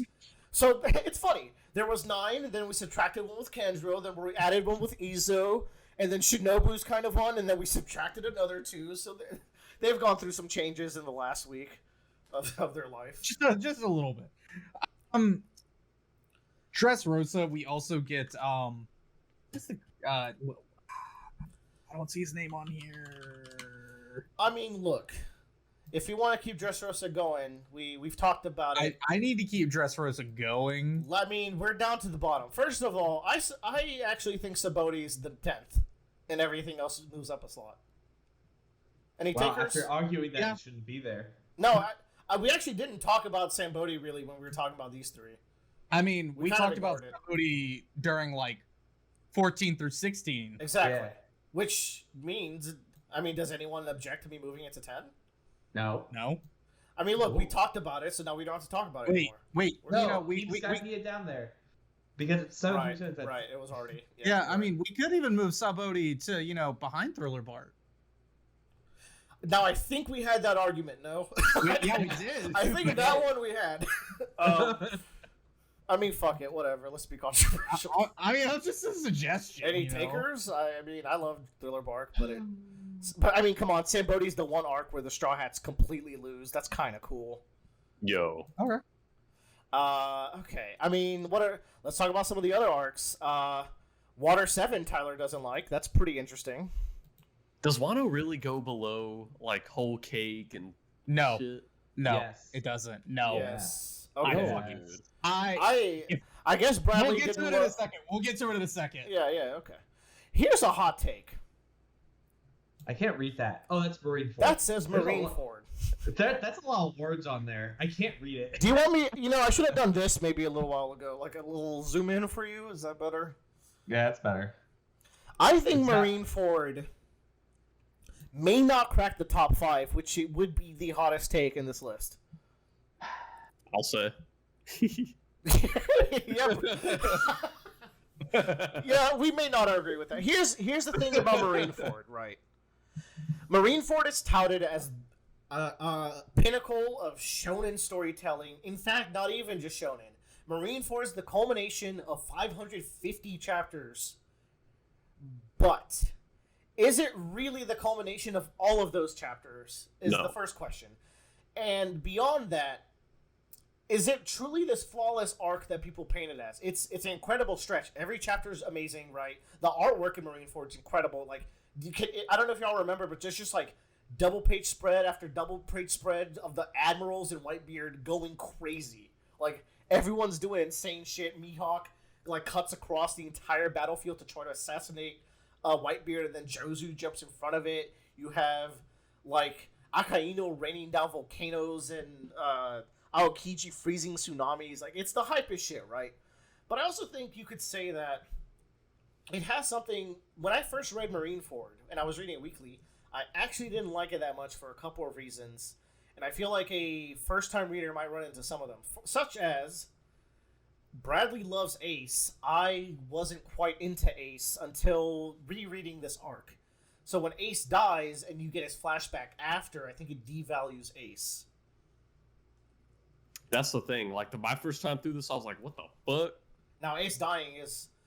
If it didn't happen, I don't think One Piece would be as good as it is today, because like there would be doubts. There would still be doubts of like, will Oda ever kill a major character? Yeah, Like, right. is he ever gonna crush Luffy? We got that out of the way. Like, we set that up already. And like a lot of Marineford is people clashing and not resolving those clashes, which I think makes it not a very interesting war arc. Like, weirdly enough, in the Naruto war arc, you're having these fights that are concluding, and that arc kind of sucks, but at least it does this aspect better, where we're like, oh, we're making progress. Like, Marineford ends in a way where Oda can write the post-time skip and still make all the characters relevant, and you don't have to go like, oh, well, Doflamingo lost to Aokiji, but Aokiji got taken down by Whitebeard, and except, like, he leaves a lot of the characters still standing, so it feels a little unresolved in that way. And those are some negatives I could also have, like... the Whitebeard pirates and allies are kind of lame. I don't think they're very cool. Like, Izo doesn't become cool to Wano, for example. And Marco's pretty neat in this arc, but again, he needs Wano to like kind of progress him a little bit and become more interesting. And then everyone else is pretty fucking lame. Vista and Jozu and all those allies, like, I could name some names that none of y'all would remember, and I only know because of One Piece Treasure Cruise. Like, they're so irrelevant. But I don't know. Y'all talk about Marineford. That's the thing, because you mentioned like, culmination of like the 550 chapters that came before, and you're like, is it really a culmination? Because it's really not. Because at the end of the day, the 550 chapters that come before are setting up a whole lot more than just Marineford. They're setting up stuff that probably still hasn't even gotten paid off. It's like stuff in the post-time skip and stuff that, like you said, is still not happening. Like, if you want to look at it, the Marineford conflict starts sort of in Jaya when Blackbeard doesn't capture Luffy because he was going to turn Luffy in to become a warlord. Luffy escaped, so he went for Ace instead. So that starts that whole conflict, and then you pick up, like, let's pluck Crocodile from the past. We're gonna and Kuma, and like we're gonna throw them in there, and then everyone else you're gonna meet in Impel Down, and then we're gonna do this war. So like, it's all these characters we've heard about, right? The warlords, all these Marines and stuff, but they kind of like get introduced pretty leading up to it. So it's not like this grand scale thing that I think people say it is. I don't know, Joe. What do you think of Marineford and its placement? He doesn't think. He doesn't think. Joe did. Much like Cars, he stopped thinking one day. He's that's fine there. Oh, okay. That's What all I mean, got. what do you like and dislike? Just give one bullet point. I like Ace dying. I like Blackbeard's. Oh like, my god, yeah, Blackbeard's thing is so good. It's really cool. I like the Whitebeard Last Stand. I like just seeing the power. I think the highlight of Marineford is that it feels like, to me, the end of a story that's running tangentially to One Piece. Yes. And I think that's super interesting, where it's like we're getting to where like Luffy just runs into like the end of what is essentially Ace's story. Like this is the finale of Ace, and like I just think it's interesting that like we're seeing like it just makes the world feel a little bit more bigger and really like pulls together that world building aspect, because it's like, oh, this was a story that was happening and developing behind the scenes, and we got some glimpses at it, and now we're seeing it like how it intersects with Luffy. Mm-hmm. I think that's super cool. I wish you talked more, Joe. You put words so nicely together. Hey, well, y'all keep yelling. You But truly do. So the thing about Marineford though is I think the same problem that Wano and Dressrosa have, which is it's Chaos got a little bit. Yeah, and it's got so many characters in it, and like they are all fighting for screen time. And I think like a lot of people, like their favorite moments are the focus on the small group of Straw Hats and their villains. I mean, think we haven't talked about Whitebeard at all. Yeah. I think to establish Whitebeard in the short amount of time that Marineford did it and make you love him and then take him away from you is brilliant. Like, that is a star on the chest that is Oda. Like, it's a star of honor to introduce a character that fast and make him so good.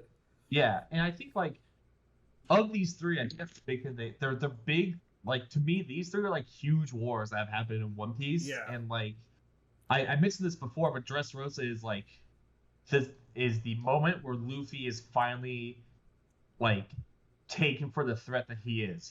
That's the point where like he passed the threshold of like, this guy's actually like a menace and will actually be the thing that might take us down later in life. Yeah. In the world Because government's it's eyes. cool, because in Marineford, Luffy is a powerful ant in a much bigger battle. But in Dressrosa, it's like, motherfucker took down another one? He did what? Yeah. That's three. That's three, and now the kingdom respects him. Like, they covered up Alabasta, but they couldn't cover up Dressrosa, and I think that's such a cool progression of Savior Luffy.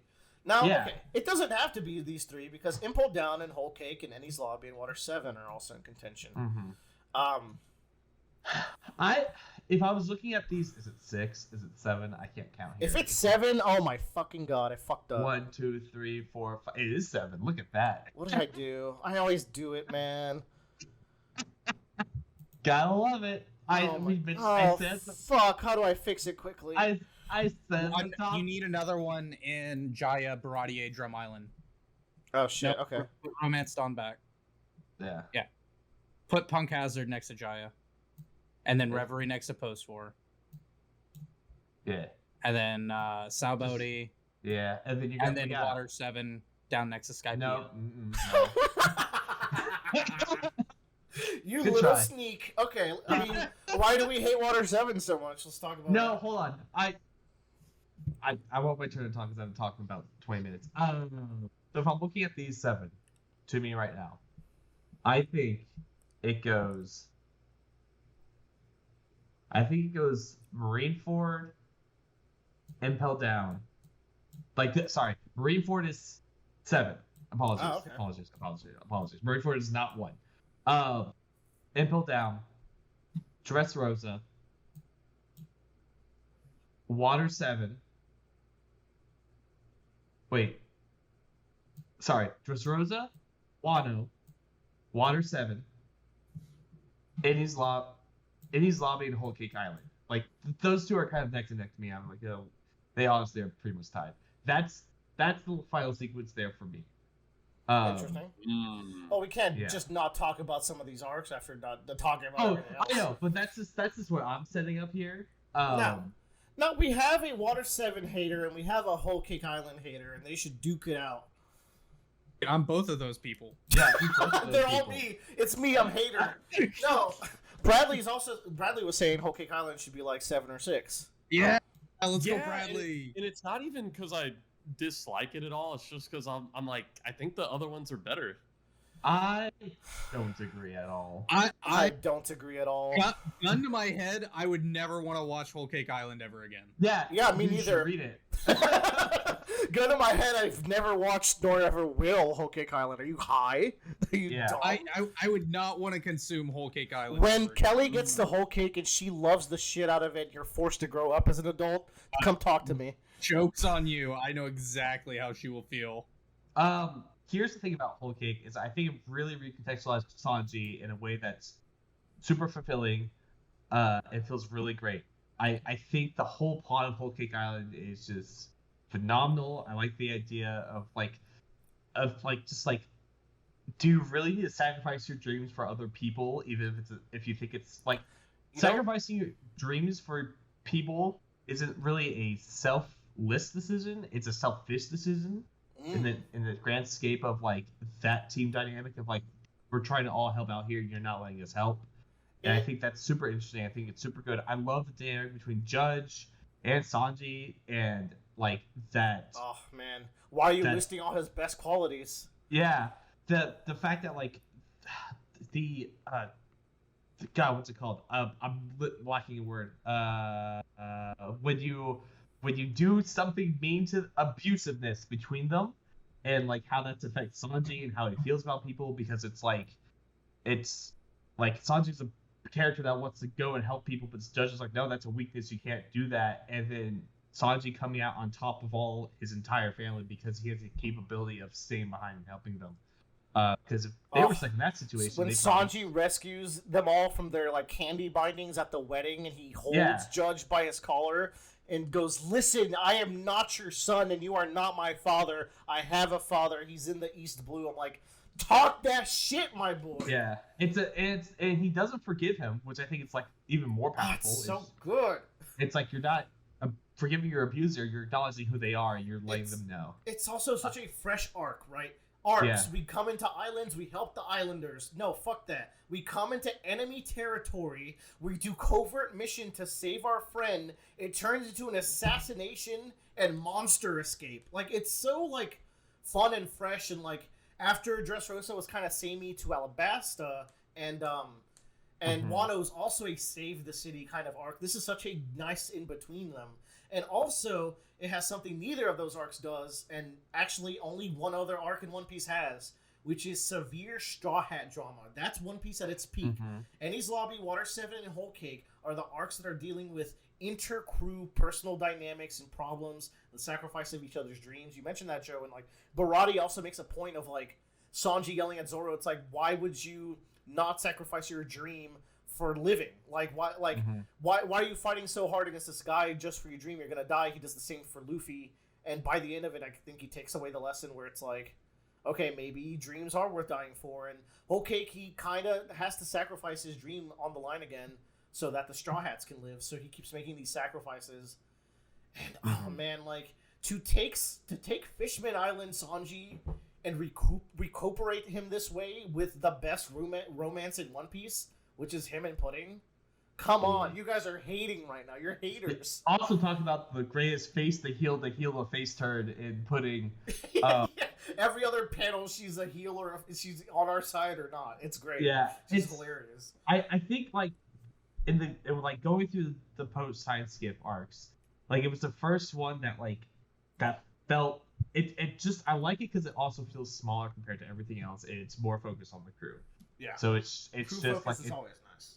Yeah. And I'll give it to Oda. Like, I respect Wano now for being a big plot advancing arc, right? Like, that's Wano and Dressrosa advanced plot, but I think Whole Cake advances character, and like, I'm usually a character person, even though One Piece is a great plot. So like, there's give and take there. Also, like, I haven't even mentioned Katakuri yet. Because you know I can mention Katakuri for an hour because I made you guys sit through hours of me talking about Katakuri in the past. So, like, we don't really need to go there. I love Katakuri. His fight with Luffy is still arguably my favorite fight. Like I mentioned, it's in that top 3 category. I think Luffy growing through the fight, Katakuri growing as a person through the fight. And I also think Big Mom is still the coolest Yonko, even after Kaido. She is the most interesting to me, even though she's misused in Wano, I will say.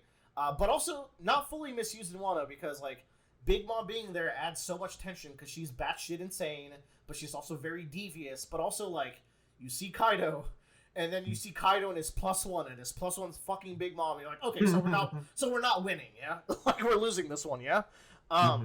So even I hated the idea of Kid and Law taking her down, but Oda pulled that off well, to Wano's credit as well. And, like, I think with Whole Cake, your mileage will vary how much you can vibe with Big Mom turning into a monster that wants to eat wedding cake.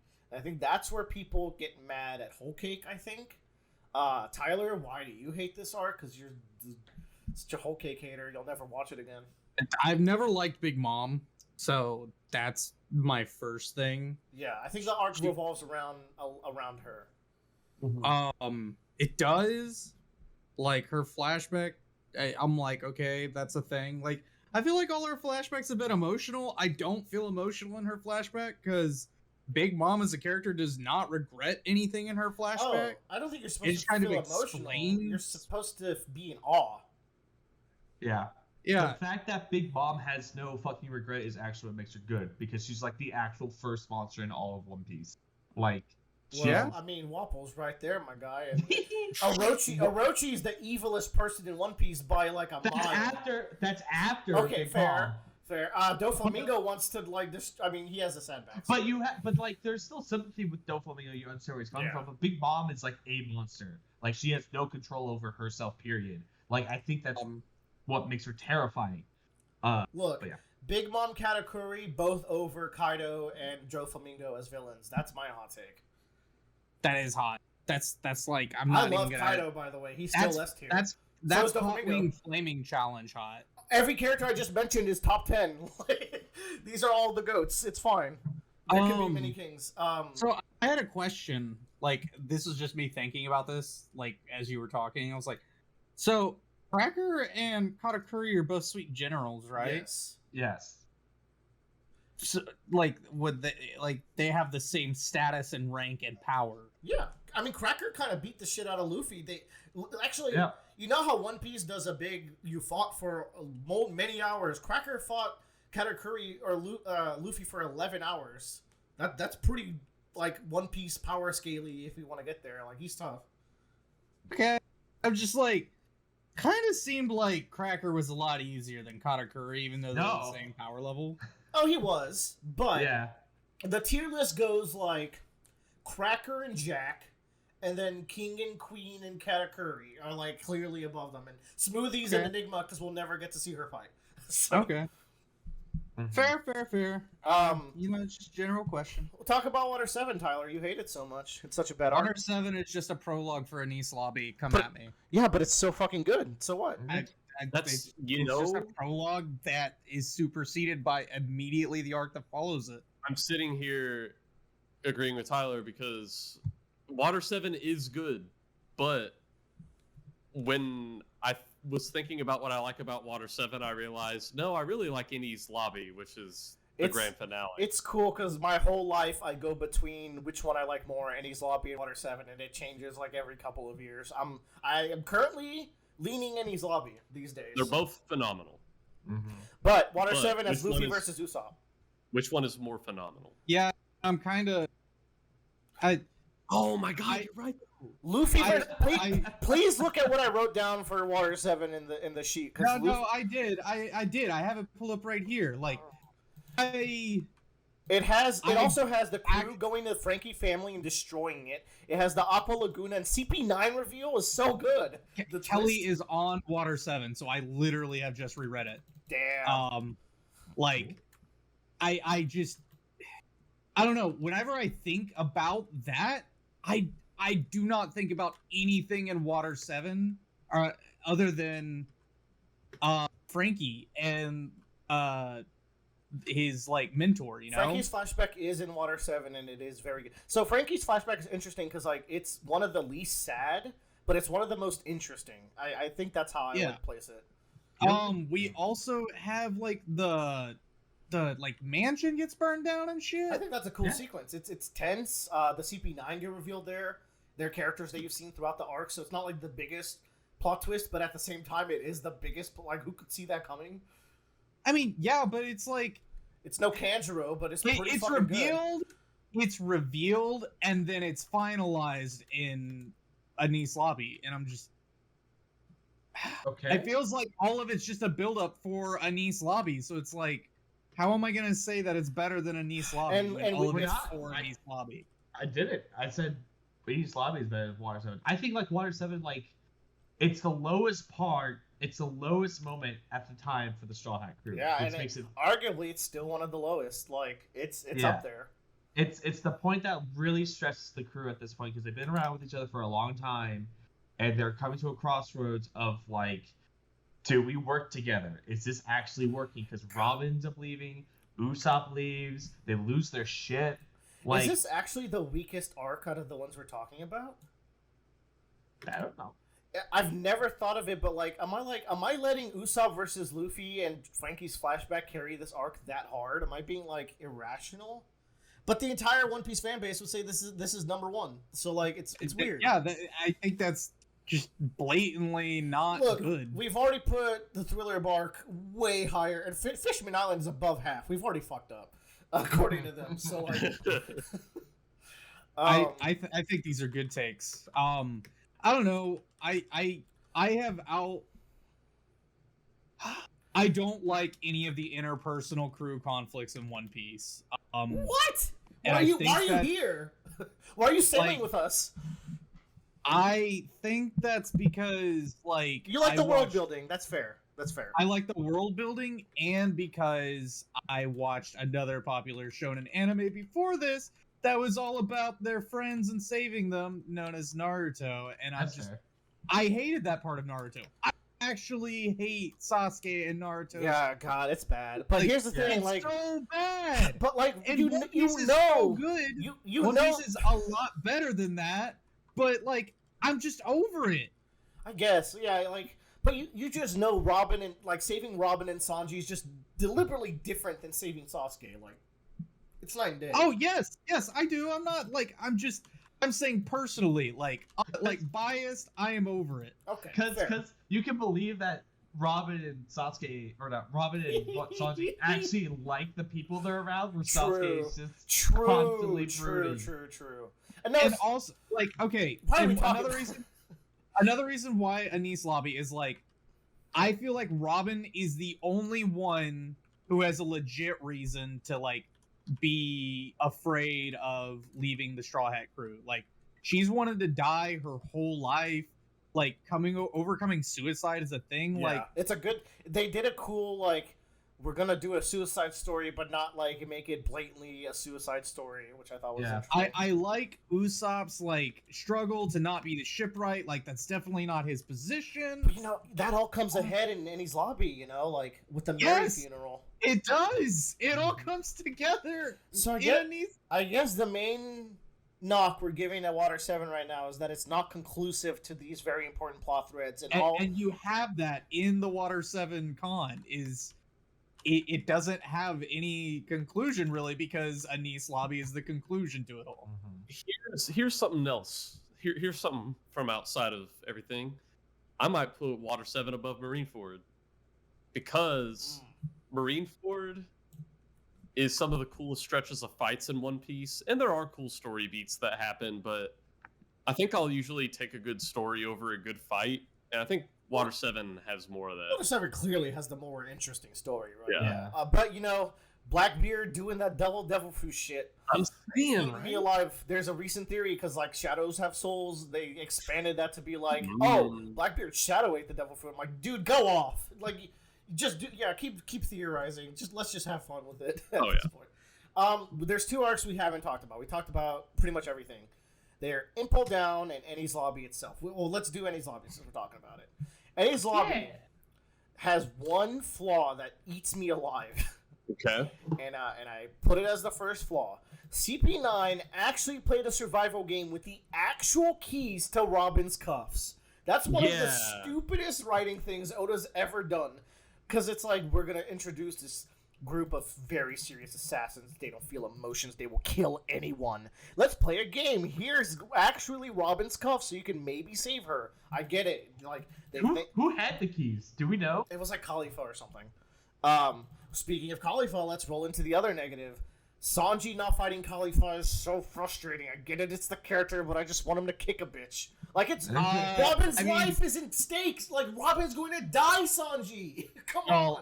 I would like to say something about that. I mean, we got that to fruition just in this last arc. Oh, yeah. The thing with Queen, I guess we haven't fully talked about Wano either, so we'll talk about that in a little bit. And I mean, y'all were talking about Sanji getting redeemed, but he does the same fucking thing in Wano. Does he actually? Oh, the Wano version is way better because Sanji's like, I'm not gonna hit a girl. I'm not gonna be gross and be like, well, Robin can't save me either because she's another woman, so a woman's gonna get hurt either way. Like, that is what old Sanji might have done. This current Sanji is like, fuck it, I'm gonna scream like a little girl and get Robin to come save my ass because I trust her. She's gonna pull it off. And I think that is what sets those moments apart. One's really good as a result. I think, that flaw, is built up there. Like, you have to do that every once in a while. Like, there comes a point where Sanji's just like, you have to go do the thing I can't do. Yeah, I know. It's just frustrating because, like, it's... If it sours any arc the most, it's Enies Lobby for me.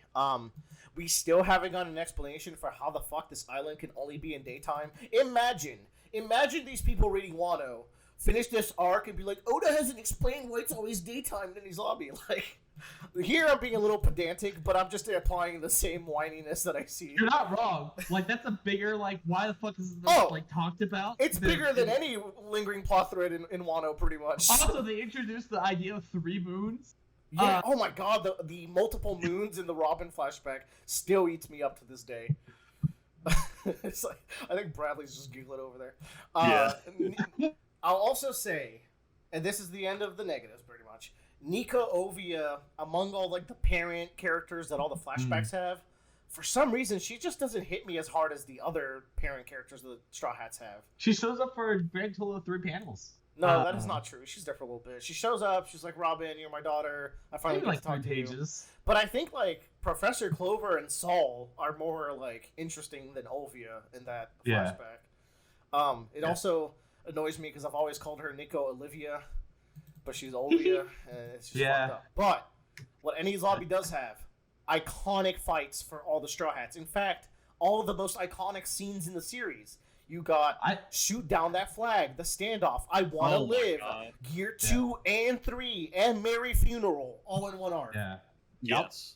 Now, Gear 2... happened forever thinking Water 7 is not... For thinking Water 7 I don't know what the fuck I was thinking. But anyways, Robin's flashback is excellent, has great world building, hits you hard, also advances Akainu Aokiji as a character. My love for those characters, those two, still stems from their small parts in this flashback. There's that giant plot line, the giant plot line is advanced in this arc with Usopp getting the other 2 giants on his side, so that's a cool connective tissue. Yep. Luffy versus Bueno, super hype fight, so satisfying. The anime even, it's great. All the fights are solid. I think the best ones would probably be I really like Frankie's fight in this arc. I don't know if y'all remember, if you have a favorite fight among the crew. Yeah, I do. I also like Chopper's because Monster Point is maybe still peak Chopper moment. I don't know if anything, all those are great, but Usopp Sanji sword. Usopp being Sanji sword. Yeah. Oh my god. No. Zoro wielding Usopp. There we go. Yeah. Enma could never do the things Usopp's sword did. Yeah, and the stupid fucking giraffe. Come on. I love giraffes. No, it's so great. As much as I love Kaku, I would put Mr. One and King as more interesting fights for Zoro personally. But I love Kaku. He's super funny. Yeah. I think Kaku's a more interesting character than those two. but Oh yeah, but I mean, if we're just talking about a fight, I mean, like, talk about a guy that loves giraffes. Like, he could loves you get them. more? He loves them. Also, Luffy goes straight Pyre Warriors early in this arc, so that's very fun. And we were talking about bad enemy groups with like you have Enaru's group is pretty bad. You have Krieg's crew is pretty bad. Wapple, but the CP9's a pretty solid enemy group. I think all of them have some redeeming charm to them. Question: where does the train lie on the Enies Lobby Water The 7 train is the end of Water 7. So and that's why I don't like water. That's like the cap on train why I don't has like water. Wanzei, so you can take that as you will. Wanzei's fun. Sanji wields some knives and cuts up all the Okay. dudes and Dude, stuff. And that's kicks the them in fucking thing about Wanzei, right? Because there's a million. There's a million lackeys in One Piece that we have to beat before we get to the main bad guy of each arc, and I'll forget a ton of them. Like even Tyler earlier, like who's Pearl? Of course. But why do I remember Wanzei so vividly? We meme him so hard. I think about him all the time. I think what solidified it was that when you were reading One Piece and we had just finished talking about the train, You know and went what? to Willers, and we watched that movie, and Wanzei showed up engaging, Yeah, he's proposing to his Probably girlfriend. yeah. It cemented it in my mind, like, oh my god, Wanzei is so important. You remember Wanzei, but do you remember the guy who's really tall and just stands like on top of the train and punches and like you Oh my don't God. you don't even remember Jerry because he's so fucking stupid. I do remember him. He's funny. Jerry also One remember- Piece. He's I so- also remember Zoro cuts the train car in half, and everyone, Okay. all the other Marines are Now- freaking out. I'm shitting on Jerry, and I'll shit. Even Nero is not that interesting. I think is his name is the CP9 member that Nero Frankie is fights. the worst. He's actually just the capoid thrown in there for But- to get kicked But check the One Piece chat for this fucking loser. But anyways, that aside, I think T-Bone is great. For T-Bone's super fun. I forgot about this character. As I you think should. Also, they have I think that train also has a great line where it sticks out to me. Like Frankie's talking to Robin, they're discussing things, and Frankie's like, yeah. it's not a crime to be alive. Yeah, that's And, like like, a I- very good line. And I think that line really connects, is like a key connective tissue between Frankie's flashback and Robin's flashback, because it's the same idea of where like man, Frank, it's kind of brilliant. Oh, yeah, it's so because good. Frankie has such a hard belief that like you are not born bad into this world and you make your life choices kind of a thing, whereas Robin is like hammered into it's like, no, you are a sin upon this world and you have to live with that kind of deal. Okay, And so gang. No, keep going, Joe. That's it. I'm done. Okay, gang. We're gonna talk about Wano and Impel Down, then we're gonna wrap it up. Okay, so hang in there. We're almost done. Wano. Look at the character list for this bitch. In the notable character list, I try to order them in importance, and it just goes on and on and on. It's got three acts. So I found out recently that the 5-act translation was always a mistranslation or a misinterpretation, where Kabuki plays can have any number of acts. There's 2-act Kabuki plays, there's 3-act Kabuki plays. So we were talking about the mythical Act 4 forever for no reason. So that's just a fun thing. I think it would have also fit because there's an act for each of Luffy's gears, but whatever, it's fine. He has 5 gears. Oh, you're right. I was like, Joe, he has 3 gears, but I forgot that the first one counts. Like, he's got base Luffy, whatever. Where do we start with this? This is the longest arc by, 50 chapters. This is 2 arcs longer than other arcs. And it's gonna be longer. And it's still gonna be longer. And I will say, Onigashima is a little long on the tooth. I actually think Act 1, it's hard to cut stuff out from Act 1. Act 2 used to be my biggest problem with Wano. And I'm still of two minds about it. It's chaotic, and I'm actually like the Bradley, vignettes. did you get lost in what was going on in Act 2 when you were reading? No, Impressive. Wano was it was just enjoyable the whole way through. I think Weekly Willard is reading awesome. Act 2, that's the thing. On my reread, Yeah. I was like, oh, I actually like how I can see every plot thread. There's 11 plot threads, and they're all progressing, but I can keep up with them on a reread. I was like, is that only because I know the end goal? But I think hearing that from Bradley, it's like, no, it's actually because of the weekly read. It just kept us so confused. Might be a binge versus weekly thing. I think Yeah. it's we read 3 chapters, and that 3rd chapter ends on some cliffhanger, or it doesn't just quite finish off what's happening currently, and then we have a week where we don't have a chapter, sometimes 2, and then we get back into it, and we're just like, okay, now we finish up what we were discussing last time 3 weeks ago, and now we finish up, and now we get to start on something new little again. plot threads like keeping track of who Ushimitsu Kozu, the witching hour boy, is, keeping track of like Komurasaki and Hiyori, Hyogoro in the udon prison. Holy, there's like Raizo's in udon prison trying to get the keys and like. Oh my goodness. Think about this. We get introduced to characters, and we come into this arc thinking, like, we need to find the 9 scarabs, and we get introduced to key characters that are not part of the 9 scarabs, and that gets really confusing. I think that's another I love how it's been like a year and a half, and Joe's brought back 9 scarabs. Oh, scabbards, whatever. I like scarabs more. Let's make it Egyptian samurai. It's nostalgic, because we started talking about One Piece in this channel on Act 2 of Wano. Talking about the 9 scarabs, I'll be like, scabbards, Joe. That takes me back. We've been through so much. But, like, I think that's also part of the problem is that, like, you're like, oh, we've met this mafia guy. He's not one of them. It's like, what? Why is he here? Yeah, like, we're just meeting a bunch of dudes. Or Sonic the Hedgehog, Yasue. It's like, he shows up, and we're just like, oh, so he's one of them. No. And that's the thing. On a reread, Yasue is so good. He was already good, but, like, he's such a sweet guy. His sacrifice is so good. Thank God he's dead. Yeah, I was worried for the longest time that he'd be alive, because Law was in the scene. So I was like, did Law, like, do some shambles bullshit? Is that why he's there? I have his heart, so he can never die. And once we reconstruct his body from the ashes, we can put him back in and he'll be okay. Oh my god. Okay, so, Tyler, you should talk about Wano a little bit, and then Bradley can do his, like, talk about it on a perspective of someone who did it all in one go.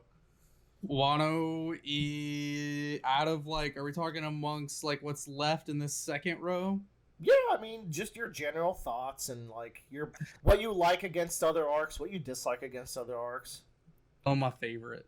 Wano's your favorite arc? Yeah. No fucking way! Yeah. It's because you read it. No, it's because it actually would be... I specifically like it more from watching it. It would actually probably be because he caught up and got to theorize with us, and I think we made Wano really fun for ourselves. Yeah. We had a lot of content to work with.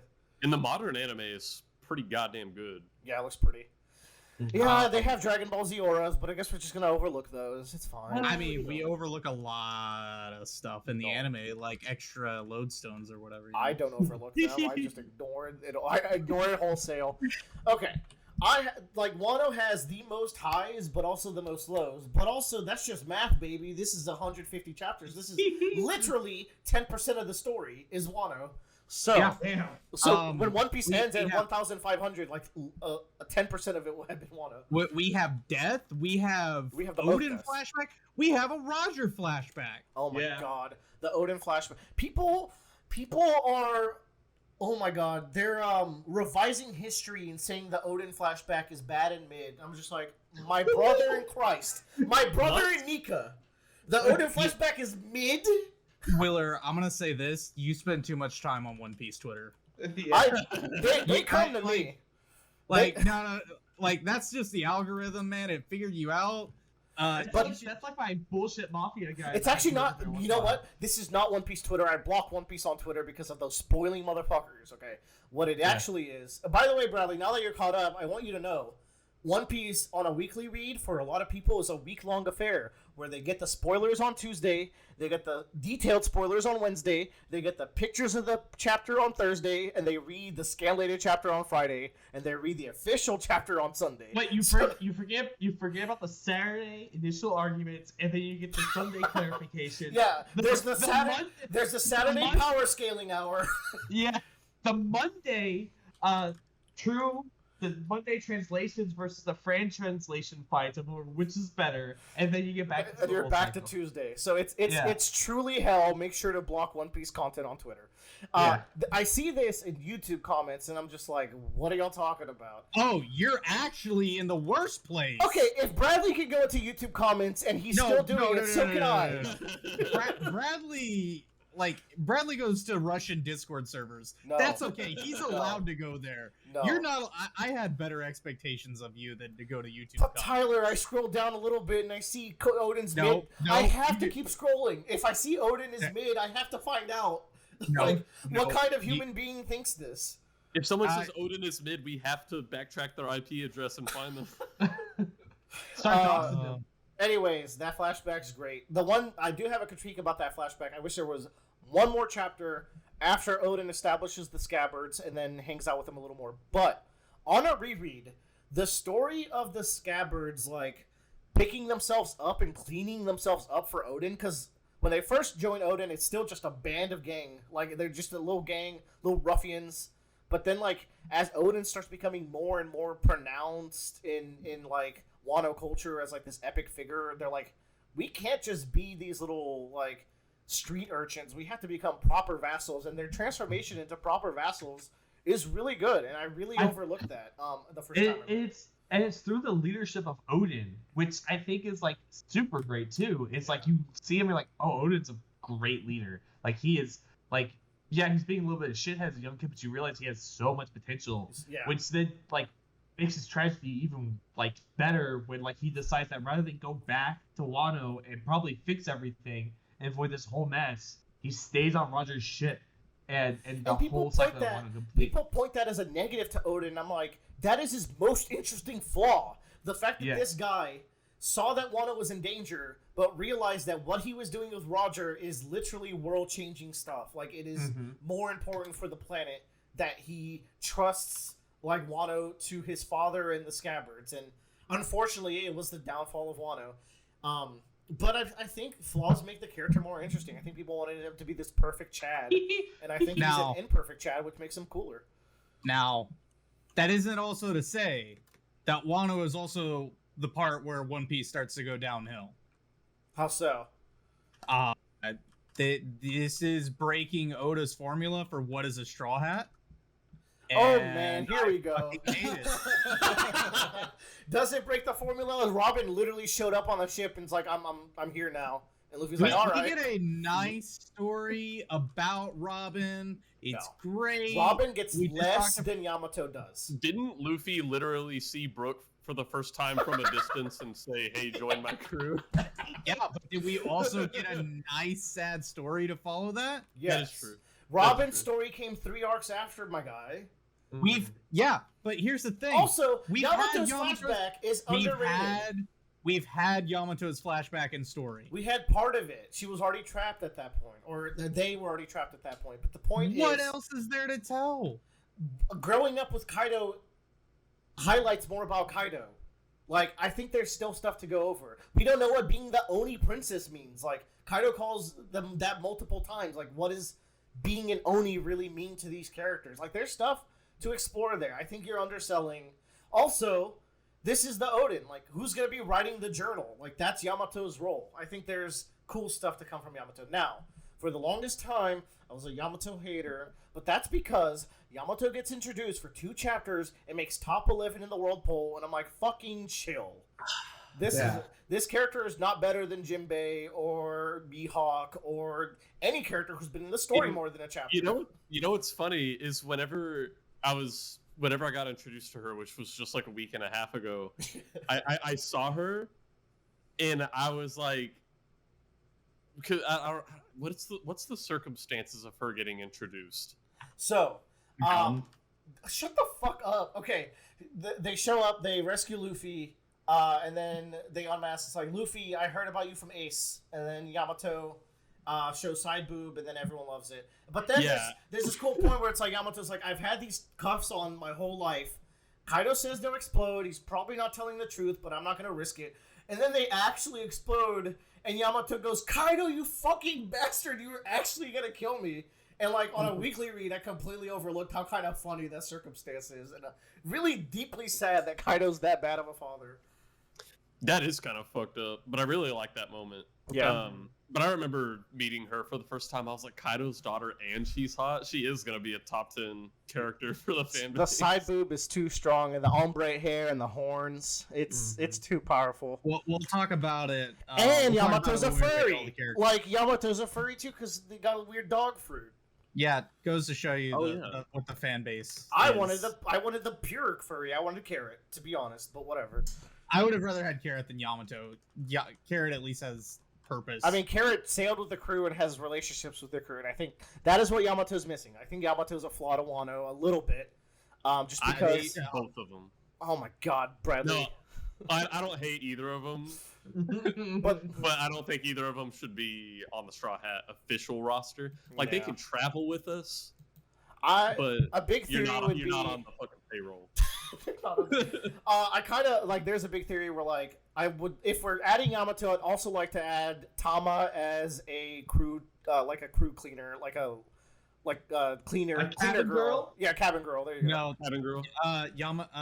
Tama can't be in the crew. Tama. Oh. So this is a problem I have with Wano right now. Tama opens the story, introduces us to Wano by saying, "Ace promised he would take me away from here, and I get to sail with him." And I don't think we're Yeah. gonna resolve that.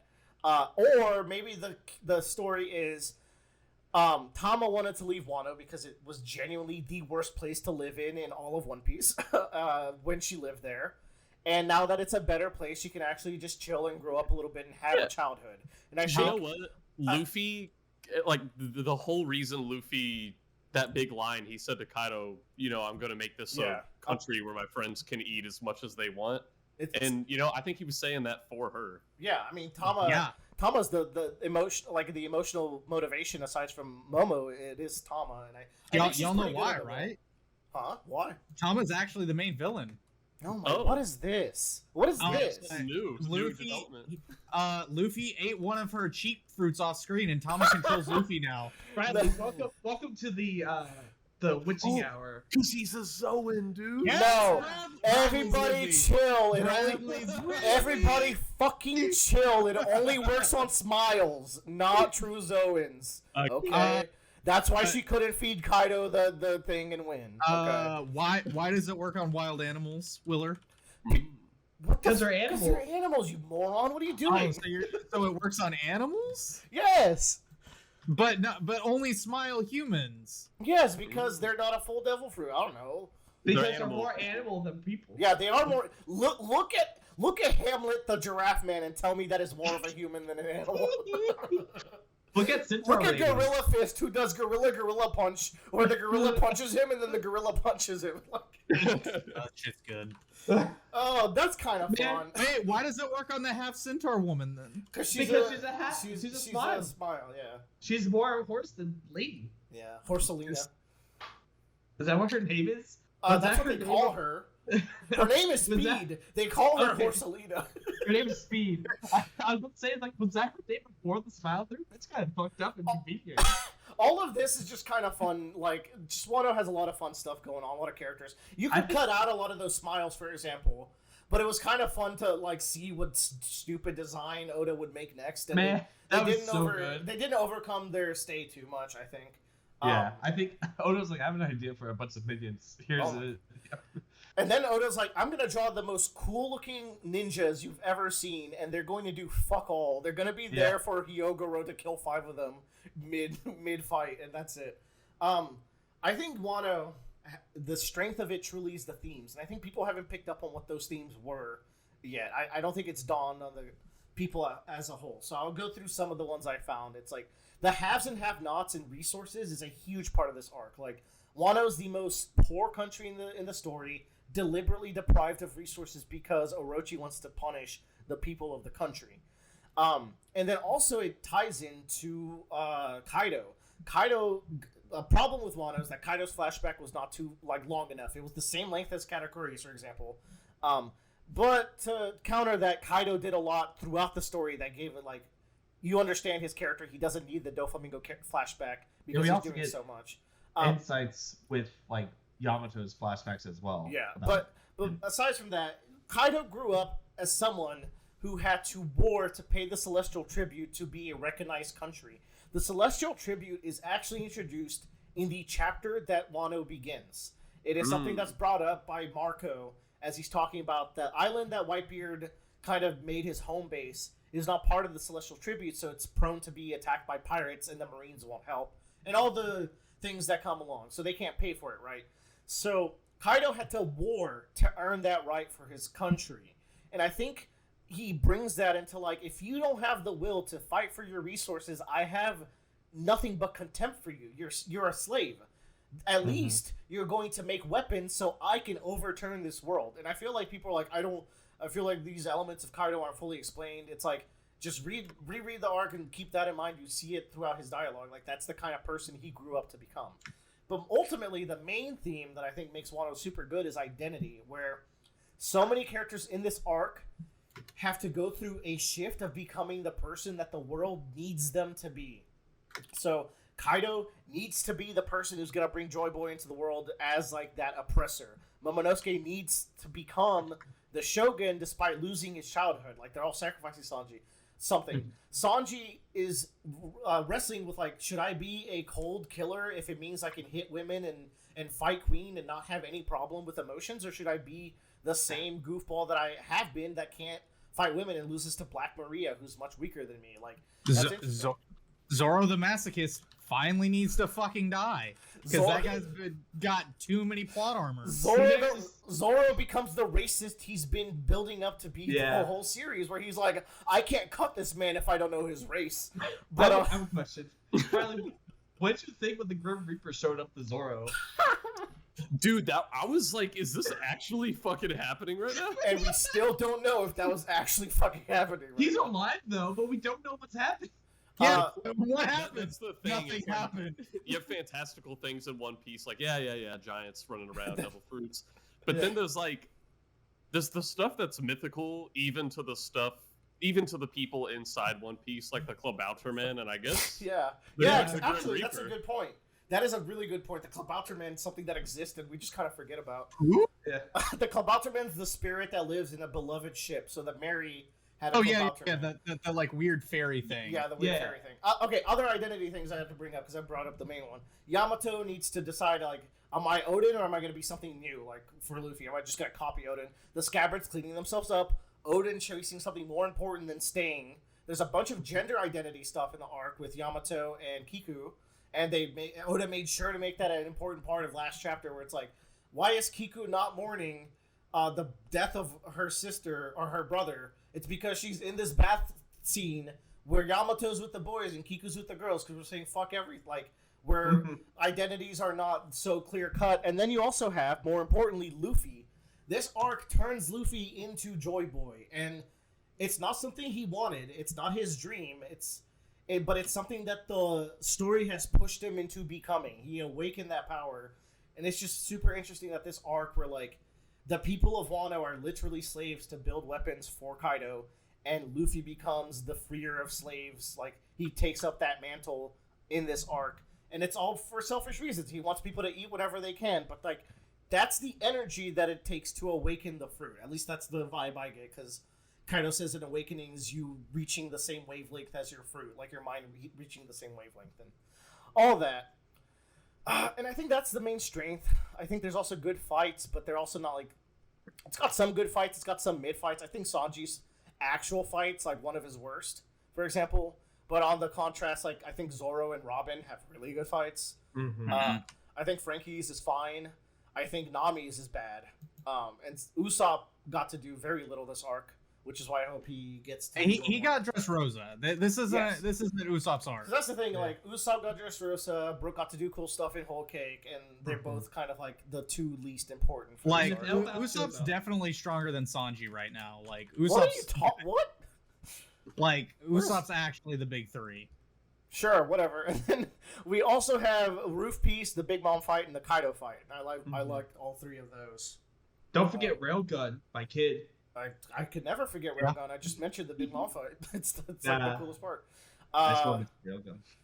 Yeah, and I mean, there's like Act 1 and 3. I think they're long, but like fairly well paced. Yasuo's sacrifice is good. But then you got some weird stuff that needs to be mentioned, because Wano does have some weaknesses. I think the ending people think it's rushed. I think that's a fair assessment of like those last few chapters. They move by pretty fast. Like a week passes by. We don't know what happened to Big Mom's crew, Kaido or Big Mom after they got blown up in the volcano. We didn't get to see Suru meet with Kinemon. Like all these weird things that kind of got glossed over. There's too many characters, which leads to a bunch of unexplored abilities, and some characters like Kawamatsu and Denjiro kind of did fuck all after the roof piece. You know, like it was a little weird because they're supposed to be one of the 9 scabbards. Big Mom, if she has an awakening, she didn't do it, and I think that's upsetting. I think Kaido is awakened like Luffy is, which is why he can turn into a full dragon and do like cool dragon attacks, but we don't have an answer for that because we don't fully have an answer for why Luffy had to awaken to do Gear 5.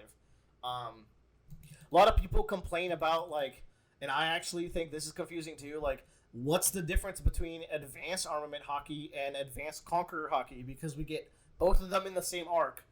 Meanwhile, like I think Whole Cake did advanced observation way better, where it's like, oh, we're gonna actually build the arc and the fight around this, when Luffy's just kind of like gonna learn 2 advanced hockeys in one fight. And that seemed like a lot. That's the thing. I think Whole Cake did do better at like advancing your hockey skill. Yeah, and it fit well because like Whole Cake also has that line from Beige where he goes, "Any person can change the future," and I feel like that's how Oda wants to write the theme of destiny and future. It's like there is these things that are like the world is progressing in a certain way, but individuals are changing that way, and it only takes one person to do something crazy to change the course of the world, such as Luffy. Orochi and Kanjuro go down like 2 times each, like before their final down. That's a lot, and I like both of those characters, but I did get soured on seeing them get back up. And they did fully die in the end, so good job, Oda. Big Mom amnesia is notoriously the one thing everyone will bring up as like a weird negative of this arc. I mean, what do we think about Big Mom's amnesia stint? You know me, dog. I don't give a shit about Big Mom, so it doesn't affect my day-to-day. You have to read it. I guess I'm fine with the amnesia itself. The only thing I could see maybe being weird is like Marco, like would Marco knocking them off the waterfall really give Big Mom such a huge hit that she got amnesia?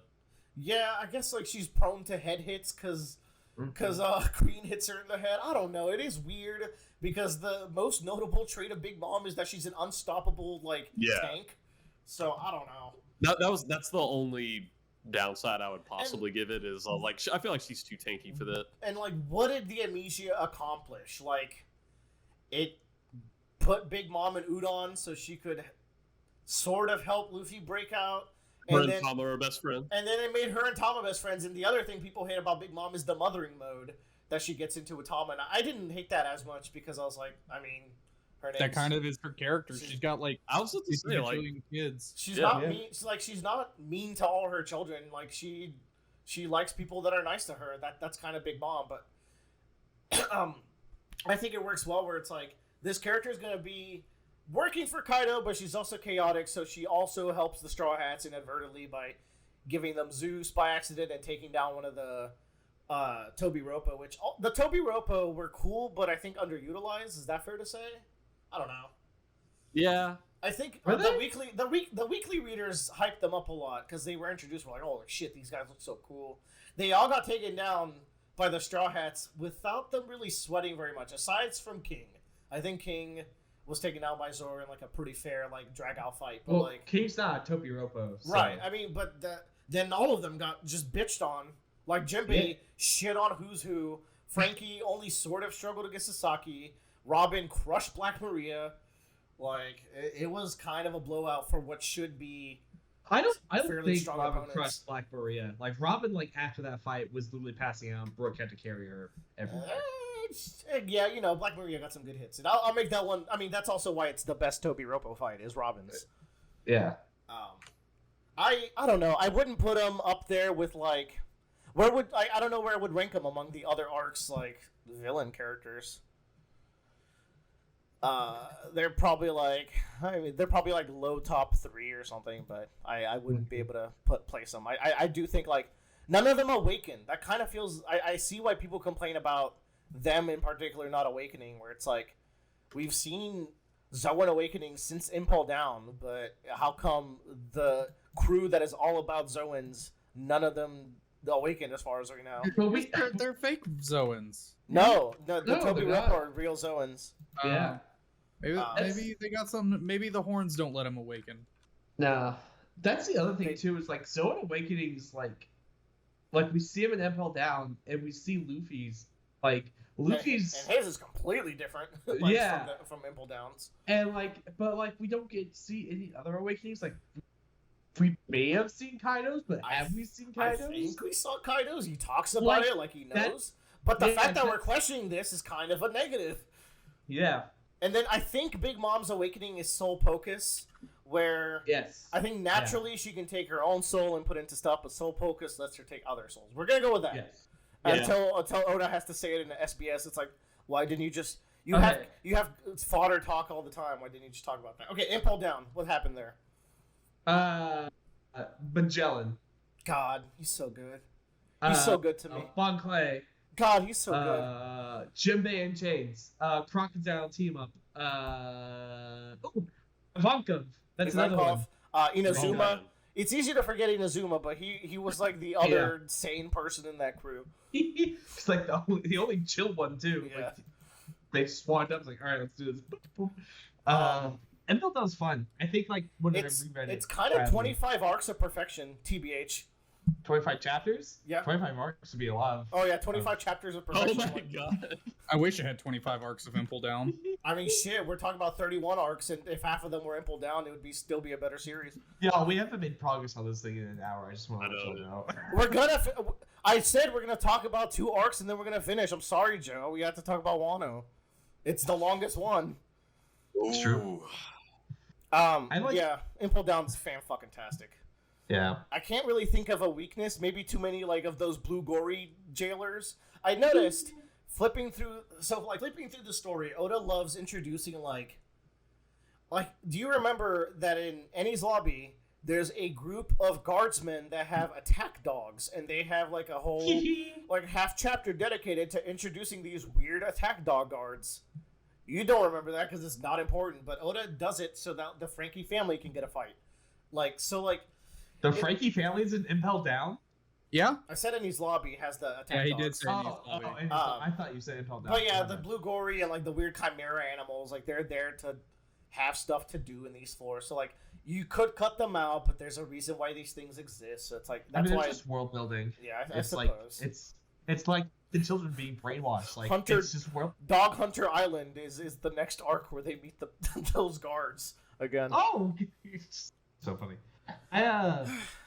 Blackbeard also gets bodied by Magellan. I think the one actual negative is that Magellan's just actually overpowered, but is No, just actually, his thing. there's a lot of arcs where Oda kind of fucks up power scaling, where it's really, Crocodile's a warlord, he's a top 7 asset, but he gets bodied by Luffy. I mean, bodied is a strong word. But then you have Magellan, who's I could probably kill Kaido if I hit him with enough poison. Yeah. I fully believe Magellan can take out just about anyone if he gets lucky. He probably gets speed blitz by good hockey users and all that, but his power is so overpowered. But it makes so much sense for the world why the strongest guy, one of the strongest devil fruits in it, is also keeping all the devil fruits in check. Because, think about this, and this is something that maybe Enies Lobby loses out on. The Enies Lobby tier Straw Hats showed up with Frankie family and some carpenters, and they broke into the unbreakable Enies Lobby and stopped Robin from going through the gates of justice. If the Straw Hats and some fuckos from Water 7 could do that, then there's no way you could ever arrest a Whitebeard crew member. You can even arrest a Don Quixote do Flamingo pirate. It's easy to break. They have to make a trap and kill him. What are you talking about? That for Whitebeard, they literally make a trap to kill him. They can't capture him. Well, but the point is, Enies Lobby is touted as this thing, but if Luffy can break in there and stop people from getting arrested, then it's the CP9 or that's such a great force that it's they're low tier villains in the grand scheme, and they're supposed to be like a global organization of a threat. So like, there's some weird stuff. But I think Magellan, on the other hand, is like, yeah, I could see him fucking people up. His fruit's that powerful, so I think it ages well. Is all I'm trying to say. All right, we've gone through every arc. Now that I've refreshed your memories on some of these, Oh god, now we actually have to make some decisions. hard decisions. Impel down to number 1 because it's perfect. Nah. Really? Nah. Yeah. I think if we put Impel down to number 1, it would be the coolest take we could have, personally. It's kind of perfect. Bon Clay's sacrifice is perfect. Luffy's crew here is perfect. I mean, Buggy- Bon Clay's still alive. yeah, unfortunately. He did get pelled. Yes. But, you know, he can show up to the... I do want Bon Clay to show up to Luffy's final party. That's going to be hype. Oh, that'd be fucking He's cool. going to be doing the can with the chopsticks in his nose, just like he did when they first met him. Well, what's gonna happen is that he's gonna break out again. He's like, I've done this once before. We can do it again, and then That would upset me greatly if it would. if Bon Clay breaks out, because It's a shame it's gonna happen. it devalues Magellan, and I love my boy. Magellan's not even the fucking head warder anymore. Yo. Oh, Magellan- true. Hannibal is the head order, and so it can't happen now. Y'all, also Magellan, I relate to him as a character because he also has IBS. Tyler also eats poison and then shits in the bathroom for 8 hours. I Yeah. did have my poison today. Oh God. Okay, what's getting cut first? I think we all agree Marineford's like near the Yeah, bottom. I can come Marineford. That's fucking crazy talk that we're doing. Yeah. I was thinking Water 7. It kind of seemed like it was a solid decision that you all came to your Actually. senses Yeah. about. All right, Water 7 get. Oh my God, it's 7. I mean, that's the 7th one. That's kind of perfect, but I think this is the take that's gonna get us the most crucified. But whatever. We did it. I mean, I think people should listen to our podcast and Figure also out what- come to the same conclusion and be They intelligent should, humans. they should comment down below and and say what they think, and then subscribe if they want more hot takes. Among these 6, which one is not top 6? Or sorry, top 5. Such a stupid. Which one of these is Yeah, not you top are. 5? Whole cake. Okay, Yeah. we gotta vote for whole cake. That's interesting. Marineford. Marineford. Tell you Y'all what, don't- Tyler, I Y'all, could y'all put. don't like shonen? Tell me you don't like shonen without telling me you don't like shonen. by Holy not shit! putting But Dressrosa goes to top 3. No. I like Dressrosa, but fucking chill, No. guys. that's cap. Willer doesn't like character emotions. It's okay. Like I mentioned, Dressrosa is great, but it's got the Colosseum and it's got too many characters, so it has weaknesses for sure. The Colosseum is all to reintroduce Sabo, who we all care about now. Yeah, I mean that's fine. Do we? I like. I- Sabo. I'm at the point now where I care about Sabo as much as I cared about Ace when he first showed up. No, That much. here's the thing. Here's how it goes. Don't care about Ace a lot. Don't care about Sabo a lot. Care about Sabo. Care about Ace the same amount now. Ace caught up to Sabo. It's not the opposite for me. Because Sabo has a promising future and is currently the most wanted man, I bet. Because of whatever stunts he pulled off in the Reverie. Oh yeah. He has a bounty bigger than Luffy. That'd be great. Okay, how about... Wow, Wano top 3 is also kind of a hot take, I think. Is but- it? I feel like a lot of people nowadays like really like Mm, Wano. Wano is so... I've seen Willer's everything, also getting his source material from the YouTube comments, apparently. but those are human Yeah. beings, I guess. I think. Debatable. Look, Debatable. Wano has people calling it the worst arc in One Piece, which is blatantly untrue. It also Yeah. has people calling it the best arc. I think the truth is somewhere in the middle, trending upwards. I mean, Yes. I talked a lot, and there was a lot of like pretty genuine complaints I could see people having with this arc, and like I don't know if y'all disagreed with some of those things I'm bringing up, but a lot of those were pretty just. Like what? Because I didn't hear anything just. The use of Big Mom, Orochi and Kendra going down too many times, the Straw Hats fights are too easy, I think unexplored Orochi- abilities, the act structure doesn't actually fall apart, that's not true. The Kurozumi clan doesn't get redemption. They all just got murdered this arc. Is that not weird? Like, that's kind of like an unless antithesis to... Otama is a Kurozumi. Right, Otama could be a Kurozumi, but that hasn't happened yet and may not happen, and if it doesn't happen, that's kind of weird. Is it though? Do we have to have redemptions? I think if you introduce the people that got genocided by the good guys, I think Yeah. that's kind of weird, Joe, in a story like One Piece. You have weird stuff like, let's talk about Zoro and Wano. this is kind of a Zoro-centric arc, but he doesn't develop. So it's Correct. like... Is it a Zoro-centric arc at that point then? I mean, he's the most prevalent character in the arc. Of arc What- Act I two? just- Aside from Kurozumi- Luffy. Aside Why from... does the Kurozumi clan need redemption? They got genocided by the Kozuki clan. Why did they get genocided? Because I they think tried the to head- take over the throne, basically. Yeah. All right, past. I see no problem. What the fuck, man? They killed they killed children over this. I mean, No, yeah, Tyler. that's war. Okay, but these are the good guys we're cheering for. We don't cheer for genocide. I mean, did go watch Odin Attack on commit Titan if you want to cheer for Did- genocide. Did Odin commit genocide? No. No. Okay, then it's not Reluctant, our no. fucking. Then it's not the fucking good guys who did anything. It's not our story to care Yeah, about. okay, fine. I would like Otama to be a Kurozumi. But back to Zoro, like, I hope, because it feels useless when Sanji gets a god tier character arc in his arc, and he also gets to do cool cooking shit, and Zoro's like, I got a cool sword and conquer hockey, I guess. But, Well, Zoro's dad's about to show up. We'll get more. Don't worry. yeah, Ryogoku is Zoro's dad, of course. Yeah. The His thing- second dad. Zoro has two dads, by the way, y'all. Who's Zoro's first dad, not his mentor? The samurai from the flashback. That's not his dad. That's a guy. Yeah. That's a guy he used to talk to. No, that's his first dad. Do you mean And the then one who trained him, or the one who like taught him about swords? Who also No, lived in the one village? he never got to meet. He's talking about the Oh, one that's in the cave with The Yamato. one Oda confirmed is not his dad, even though he looks just like Zoro. Yeah, that's his. Yeah. That's his first dad. That Oda- that alone takes like Wano out of top 3. Why the fuck did he introduce a guy who looks just like Zoro? That's because Oda is losing touch. Honestly, like he Yeah, forgot but that. like there's 7 He forgot that was. They're not He drew related. him exactly like Zoro to be his dad. He forgot Kinemon was supposed to be a straw hat. Like Oda's just The slipping. agendas on this man. So like something that will save Zoro's in Wano, like he befriended Kiku and Hiyori and like Otama.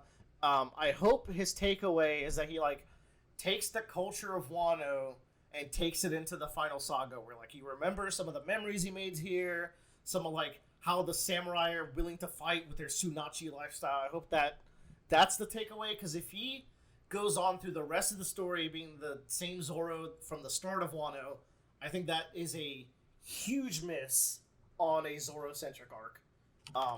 But I mean, that's just my take. I guess y'all don't want Zoro to be a good character. That's cool. I'm pretty sure Zoro stands would say, "Yeah, Zoro's perfect." They would, but you know Zoro stands are literally the bottom of the barrel as far as like One Piece fans. That's why Zoro's got to be dead. He's fine. He's the king of hell. He could never go there. That would be great. Like honestly, Zoro is. I will say this: I am not a Zoro stan, but the man doesn't lose. He is perfect. He defeated. I mean, he's the Satan. coolest, but also Yeah. like I get that he's a static character, but I hope he takes something he learned from Wano into the future. That's all. If you are a Zoro stan, here's what your problem is. You argue about why Zoro's the coolest, but everybody knows Zoro's already the coolest. Like, you don't gotta be mad. They also argue if Zoro's stronger than Sanji. I'm like, there's no point ever. I mean, where Sanji was stronger than Zoro. Like, that's not what their dynamic's about. yeah, they're on the wrong tree. They need to argue if Usopp is stronger than Sanji. I don't know where you're getting this from. What is happening? I mean, Usopp kind of saved the entire Alabasta. Meanwhile, Sanji's being a bitch of an abusive stepchild by his dad. What is this take right now? First of all, Usopp saved Dressrosa, I think you're saying, and that's cool. Sanji being a bitch, yeah, he's been a bitch. That's who Sanji is, idiot. You know who else is a bitch? Usopp, who's crying all of Onigashima, yelling like, "Don't die, you stupid samurais! Just shit yourselves and run!" Like, At least he's crying while fighting, you know? barely. Oh man, these are such bad takes. Okay, what's the 5th best One Piece arc? Is it Impel Down? I disagree, but I'd be cool with Dressrosa here, and then I Wano. thought Dressrosa. Dressrosa would be fine. I Here, feel like it's either Impel Down or Dressrosa for me. I don't know which one though. then definitely Dressrosa, because we were all willing to compromise on Yeah. that one. Dressrosa over Marineford is a batshit wild take, but Yeah. I don't. did it. I don't bat my eye at that one. I prefer Dressrosa, TBH. More emotional stakes is the big takeaway. And then like the top 3 is where it gets tough because I feel like nothing's worthy of the top 3. Like One Piece is. All right, like, we stop here. It's Everyone's just in the such 4 a, through 6. it's just such a heated debate between Should we have the top? Take out 1 through 3 and just put 3. Mr. 3. Here's the list. We'll do this. There's too much whole cake hate for it to be second, I guess. So we can Not put enough. third. Not enough Wano at number 1. Oh, now you do raise an interesting point. You know, I did not talk about Gear 5 and how much I love that, but I talked about it in other parts. You also didn't talk about how Wano's the culmination of 20 years of manga. True.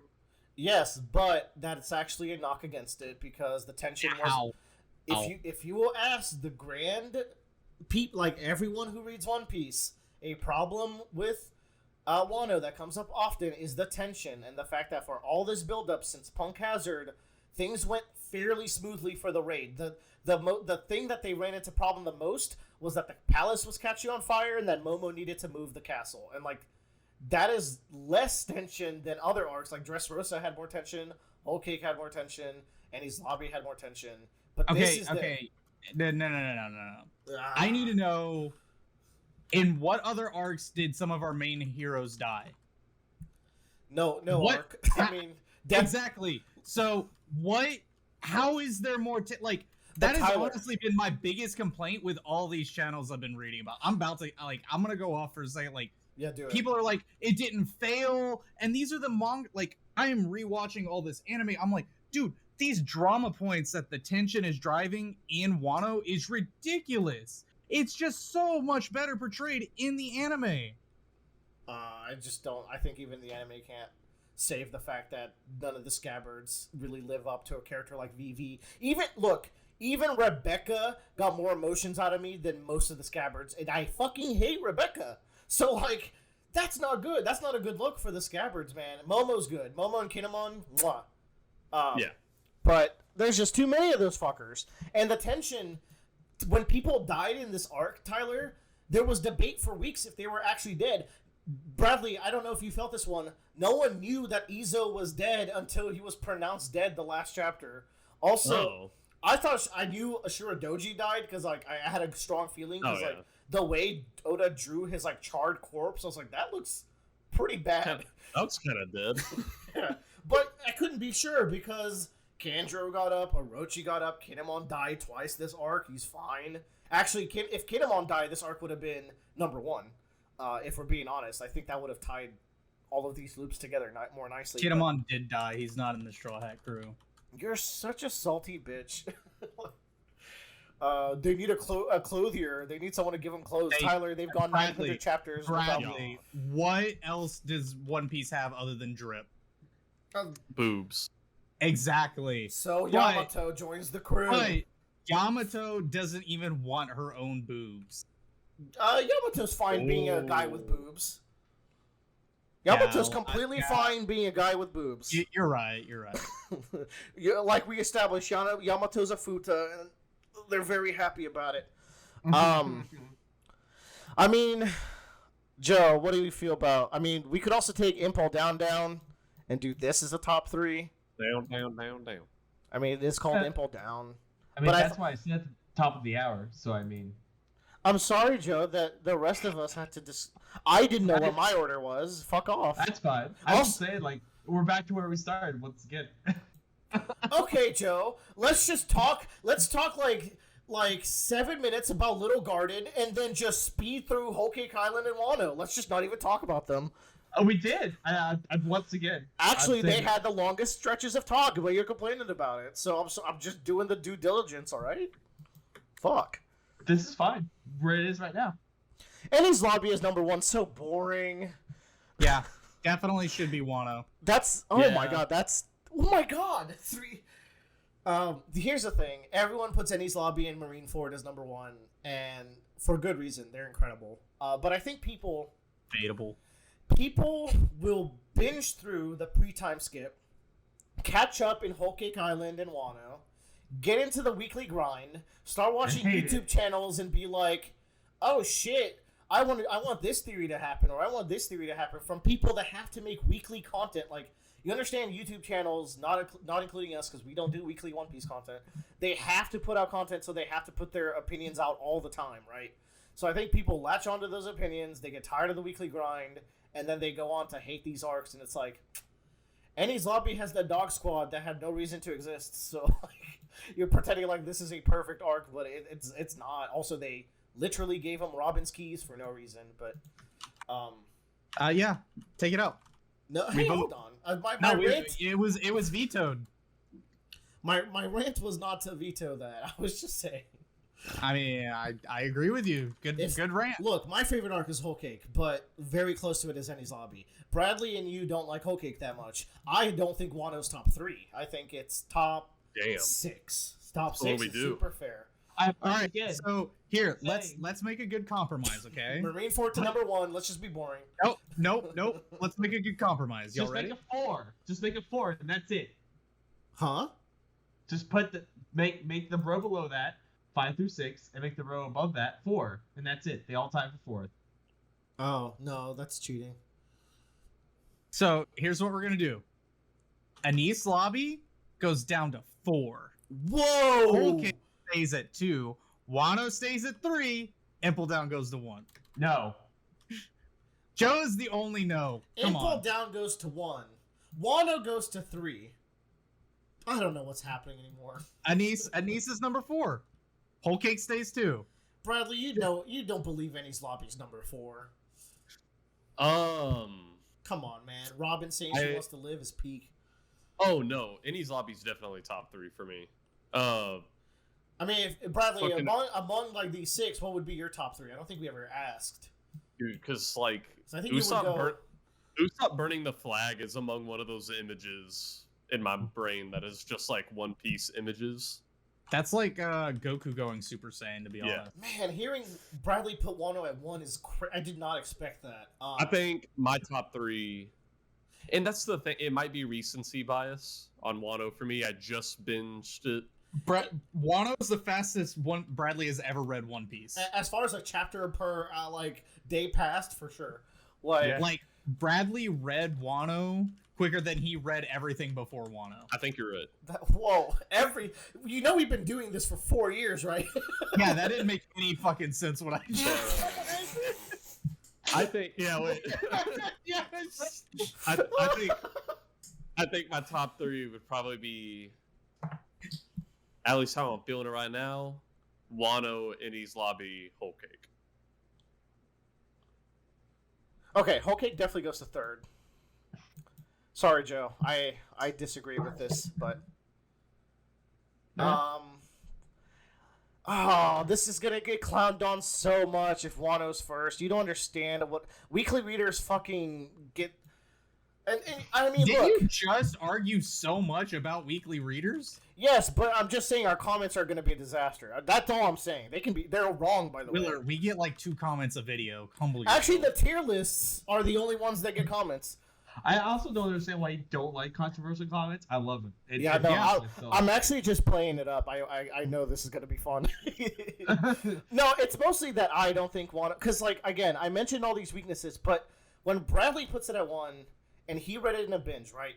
And you have people like Murphy and Totally Not Mark, who also didn't read it weekly, and they really liked it. Then you have people like Tyler, who read it weekly and also puts it first, but Tyler's a weirdo. Joe, where do you fall on Wano, like, in this placement? Because I feel like... I don't know. Y'all just don't have the same experience I do. Here's the thing, and here's the honest truth. Wano, to me, exists outside of this tier list for me. What the fuck does that mean? It's not done. It's not done. Therefore, I can't rank it. No. Look, if there's a post-Enies Lobby arc, Wano finished on the chapter that Momonosuke did his speech to the people of Wano. That is 100% the end of Wano, and then a week passes after that chapter.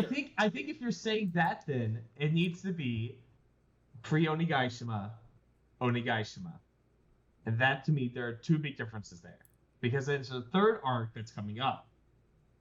And that to me, is the separator and everything. And oh my god, don't split hairs. Okay, let's say we did this tier list 4 weeks ago, and it was a chapter where Momonosuke did that thing and the arc was over, where would you put Wano? I would once again say that like if it was just me doing this, I wouldn't rank Wano still. You want to know something great, Willer? What? Wano's only getting better for me as the anime finishes it. Yeah, that's fair. I mean, it's also just better the second time through in general. But yeah, I guess we'll wrap it up with this. I guess this is the list. Yeah, dude. Man, Everyone happy with this? No. Are there any? Is there anything on here that's batshit crazy further down that we forgot about? Yeah, true. I was looking at Post-War. I think it's a little high. I think Post-War is fine where it is. Is Punk Hazard too low? Yeah. I mean, I'm the one who pushed for it to be that low, but you know. Like, Yes. you want it to be a little higher or like lower? No, He wants it. You want it to be worse or better? I'm just surprised it's exactly where it should be. I agree. Like I said, people are too harsh on it, but it's not the best arc or anything. I think if we were to start with a middling arc, we could have started with like either Zoe or Punk Hazard and then worked up and down from there. Jaya is also another good pick. Yeah, we did all right though. I think we did pretty good. Skypiea over Alabasta is a pretty hot take, but Alabasta has its slow moments of the Skypiea. Water 7 is that's the yikes one for a lot of I people. just also in my brain like Water 7 and Enies Lobby just like flow so well into each other. Okay. I do have Ace. I would say if you had to consider them together, it would easily be the top. But the fact that you divided them, just Water 7 is nothing without Enies Lobby. Everyone divides them though. That's just how it is. That problem. C train really makes a cut in the arc place. I like the C train though. If I can, yeah, C train pretty solid. If I can make one thing, if Impel Down's not top 3, then it's 6. How's that? I don't. Why would you do this? What? Yeah. No. Okay. Do you guys no. love Impel Down as much as me? I thought this was a selfish decision. No. No. You like it there. I want it higher. Bradley, which one's better, Impel Down or Marineford? Impel Down. Impel Down. Well, shit. Well, then. Okay, we'll keep it like this. Huh? Well, that was the length of a big podcast, but we didn't go to 4 hours. That's for sure. We went 3:10. I think that's fair for how much conversation we have to do. Are we still recording about the podcast length? Yes, we're recording about the podcast. I want people to know the insider baseball. We also opened. What did we talk about when we opened this Thor: Love and Thunder? Yeah. What is the thing we missed before? I think it was something like Tyler being a furry. I think is what we were opening. Yeah, with. there's a furry class in Maple Story. Oh yeah, that's what we were. You're pretty excited about that for. No, it's been in there, but if Bradley wants to play, like I think he would like it. Oh, but Carrot joining the Straw Hats, God forbid. Oh, dude. Like, so is she gonna keep hanging out now that we're leaving Wano? I mean, we can take 5 minutes and talk about the future.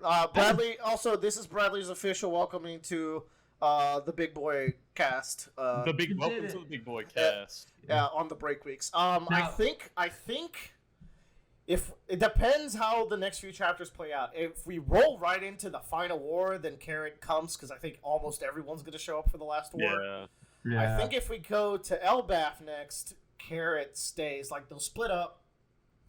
I maybe like Law Kid and the Minks and the Samurai that are going to leave the island, if any of them do, will go take Objective A, which could be like, I don't know, go save Boa, Hancock, or Sabo or something. And then Luffy and crew go finish the adventure by going to Elbaf and Lodestar, and then they all meet up at the end. I don't know. Which, to answer your question, Carrot probably drops here. Don't forget that Green Bull is there, so it could just end up Green Bull like plant sucks them all. Here's the thing about Green Bull. Admirals are underrated. They're very strong, right? There's no fucking way any given admiral could take Gear 5 Luffy, Kid Law, Zoro Yamato, Jinbei, all the samurai, the rest of the Straw Hats. Like, they've had to rest. That guy's getting destroyed. Yeah, that guy's gonna get bodied, which feels wrong.